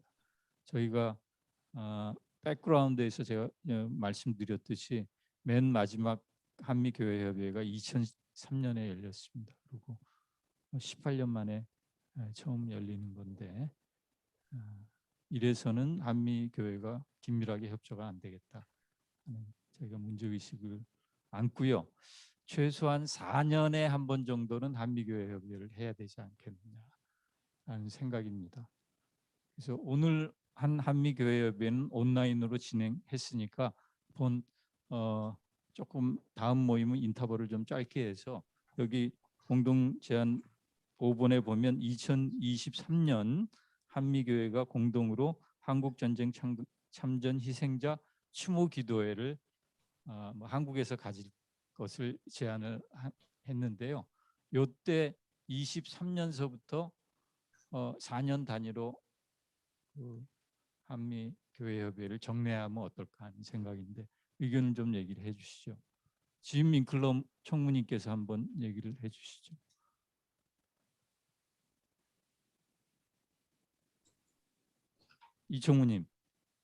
총무님, 2023년에 우리가 한국에서 호스트를 할 수 있을 것 같죠?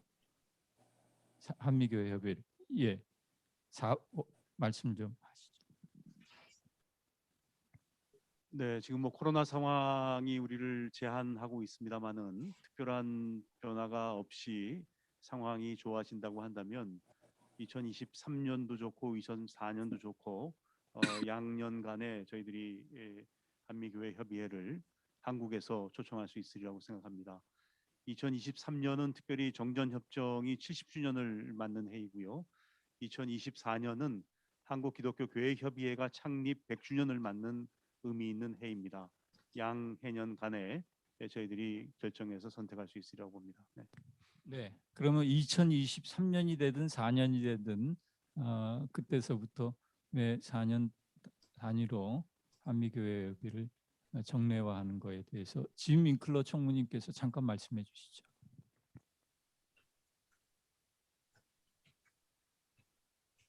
Yes, I think this is a good idea, and I'm looking at the action plan now for 2023. We will put this on our calendar and plan to bring a delegation from the NCCUSA for this prayer at the DMZ, and we look forward to it. Would we expect that to be in June of 2023? 다시 그럴 것 같습니다. 6월에 6.25에 맞춰서 저희가 해보도록 하겠습니다. 23년. 예. Perfect. 그러면 저희가 그 인터벌이 4년이기 때문에 그 중간에 많은 또 실무적인 일상적인 일들이 있는데 요것을 처리하기 위해서 한미 워킹그룹, 교회 워킹그룹을 아주 조촐하게 좀 구성을 했으면 좋겠는데요. NCC 한 서너 분, 그다음 미국 NCC 대표 한 서너 분에서 한 8분 정도로 조직을 하는 게 어떨까 싶은데요. 요 뭐 조직 구성에 대해서는 저희가 우리 NCC 양국 사무국이 차후에 얘기를 하면 될 것 같은데 짐 총무님 얘기를 좀 해주시죠.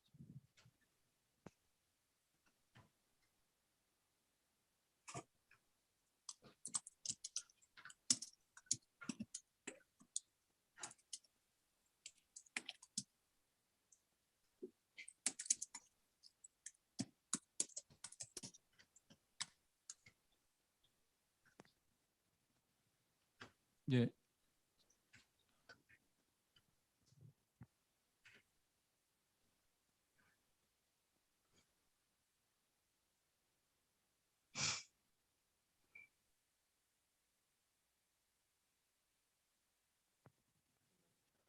야, 박성국 목사님 통역이 안 됐대요.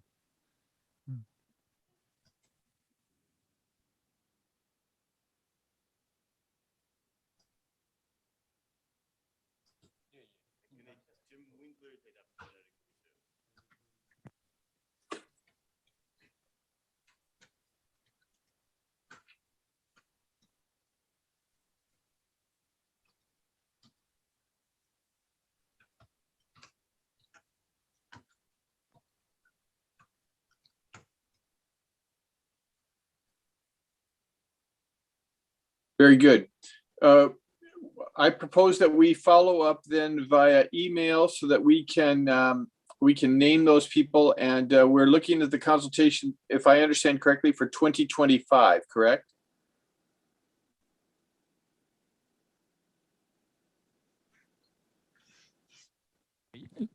다음 협의회뿐만 아니라 여러 가지 오늘 나와 있는 안건들, 행동 계획안들, 한반도 종전평화 선언이라든지 청년 평화 운동이라든지 이런 거 다 같이 얘기할 수 있는 워킹 그룹을 구성하자는 겁니다.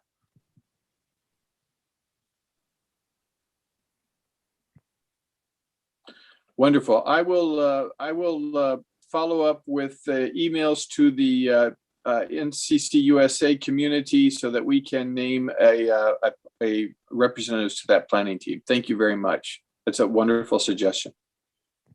네, 감사합니다. 네, 그러면 다 받아들여진 걸로 저희가 믿고요. 꼭 수정해야 될 부분이 있다고 생각하시는 분 한 분 정도만 말씀을 해주시죠. 배 교수님. 예. 예. 아, 그래요? 예.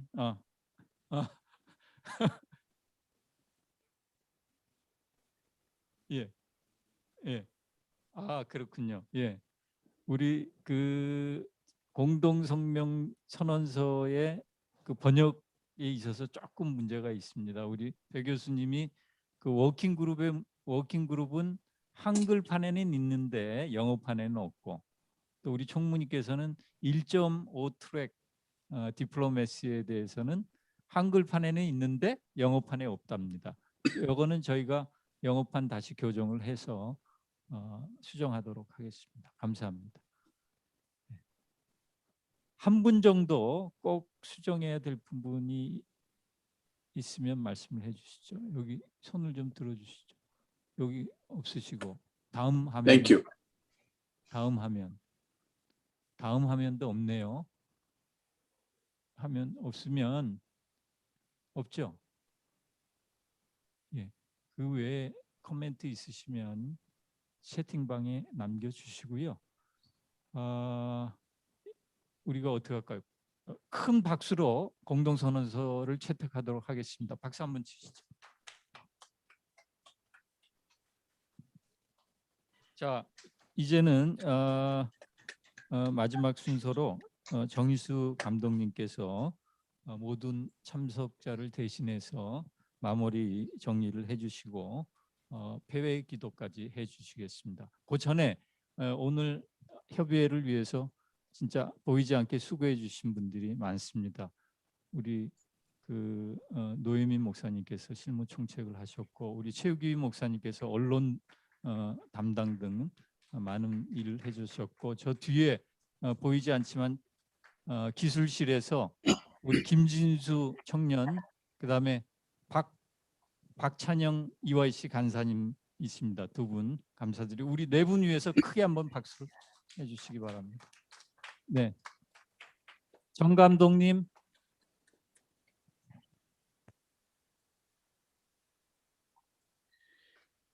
I am so grateful to be with you today consultation.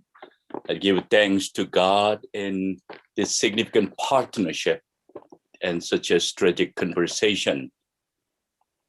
I want to add our greeting from that Roland Fernandez, General Secretary from Global Ministry, and we are grateful that as a United Methodist Church to support to 7th Consultation. Thank you so much for Reverend Hong Jung Lee, General Secretary NCC Korea, and General Secretary Jim Winkler, NCCUSA, and all active participants of ecumenical community, especially facilitators and presenters. Thank you, thank you, thank you. We have been delayed under pandemic crisis, and we've been longed to be together since 2003 consultation in DC and NCCK Peace Treaty Campaign trip in 2016. So redeeming quality of consultation has directed us our ability and connected spirit as a kinship with each other. And again, the mutual collaboration would be the way to lead our future together, not isolation. So, fellow brothers and sisters, it is so encouraging tonight, our gathering and our consultation. We support prayerfully for transformational change on Korean Peninsula and US-DPRK relationship and global peace through our effort in Korean peace. The desire to bring about peaceful resolution to the 7th decade long after Korean War. I am so grateful to have a worship liturgy focused on tragedy of Noguni victims. This gathering, it has been inspired to remember Noguni victims and powerful witness, and even such a inspired message that moved beyond war state situation. Said by Abraham Joshua Hesser in his article, God Demanded Justice, quote, the wrath of God is a lamentation. All prophecy is one great exclamation. God is not indifferent to evil. He's always concerned. He's always personally affected by what man does to man. He's a God of pathos, quote end. So we stop again with the lamentation that the fact Noguni, infamous site where 400 South Koreans were massacred by US troops in 1950, American wars in Korea, a non-tragedy of war victims. And we appeared together and even promised to gather again in the Panmunjom area, DMZ area. Lord have mercy on them. When NCCK Peace Treaty delegates spoke to us, we should work together for an end of war declaration. Yes, we will join it and we will continue. And we will add our outcry and constant advocacy for peace campaign together. Our consultation would be significant and concrete implication for advancing the broader peace process. It would present an important step toward a peace agreement with North Korea and US, which has already largely supported by more than 60% of Americans.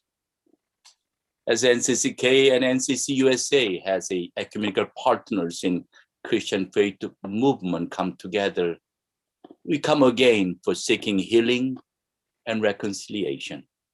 We pray that in God's blessing, we advocate to work together for the transformation of the world, especially broken and wounded Korean Peninsula.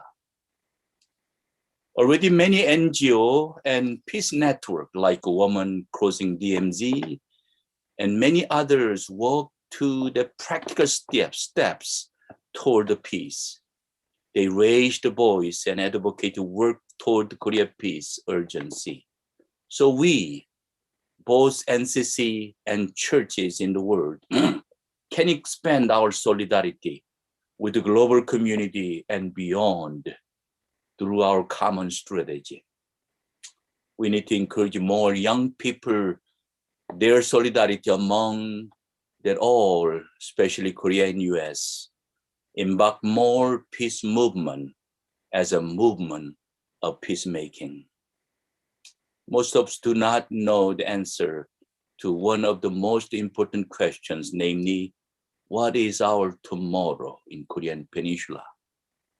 When could the US and DPRK normalization accomplish it? When Panmunjom Declaration will be enhanced between both two Koreas? How do we contribute to the world peace through Korea peace? What an amazing word from Paul. While we were enemies, we were reconciled to God through the death of his son. Reconciliation is not determined by agreement. It's not conditional upon negotiated terms. It is not about diplomacy, mediation, or contracts. In the grand tradition of sacred covenant, God has acted it, and by God's grace and spirit, the reconciliation has already happened. Can we believe this? We are solely tested it to remember that we walk by faith, not by sight.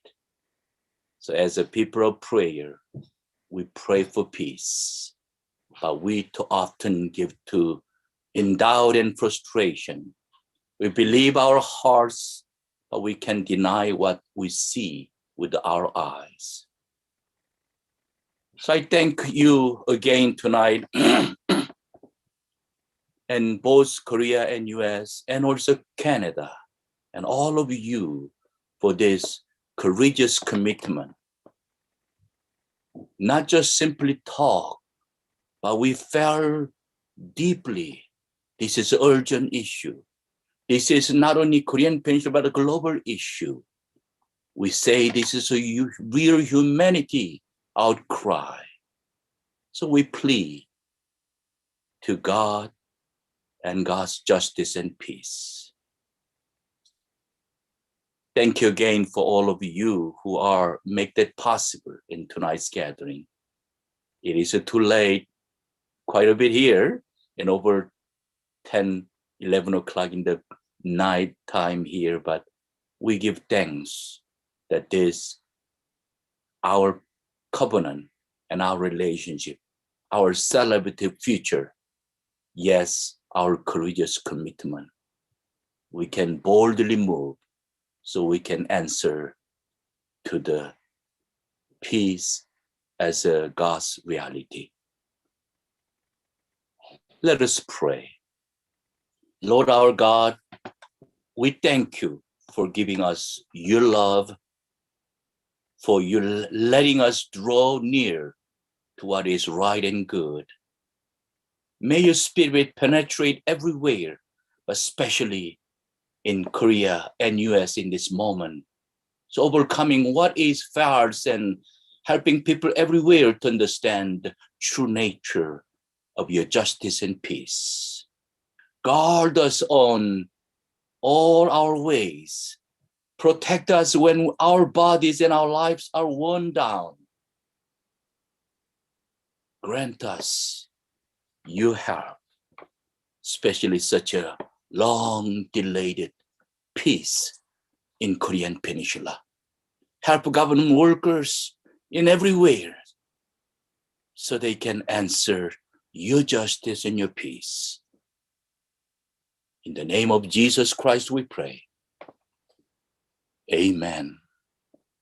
아멘. 자, 이것으로 제7차 한미교회협의회를 모두 마치도록 하겠습니다. 20분 이상 지연이 됐는데 끝까지 참석해 주신 여러분들께 감사를 드리고 큰 박수로 마감하도록 하겠습니다. 감사합니다.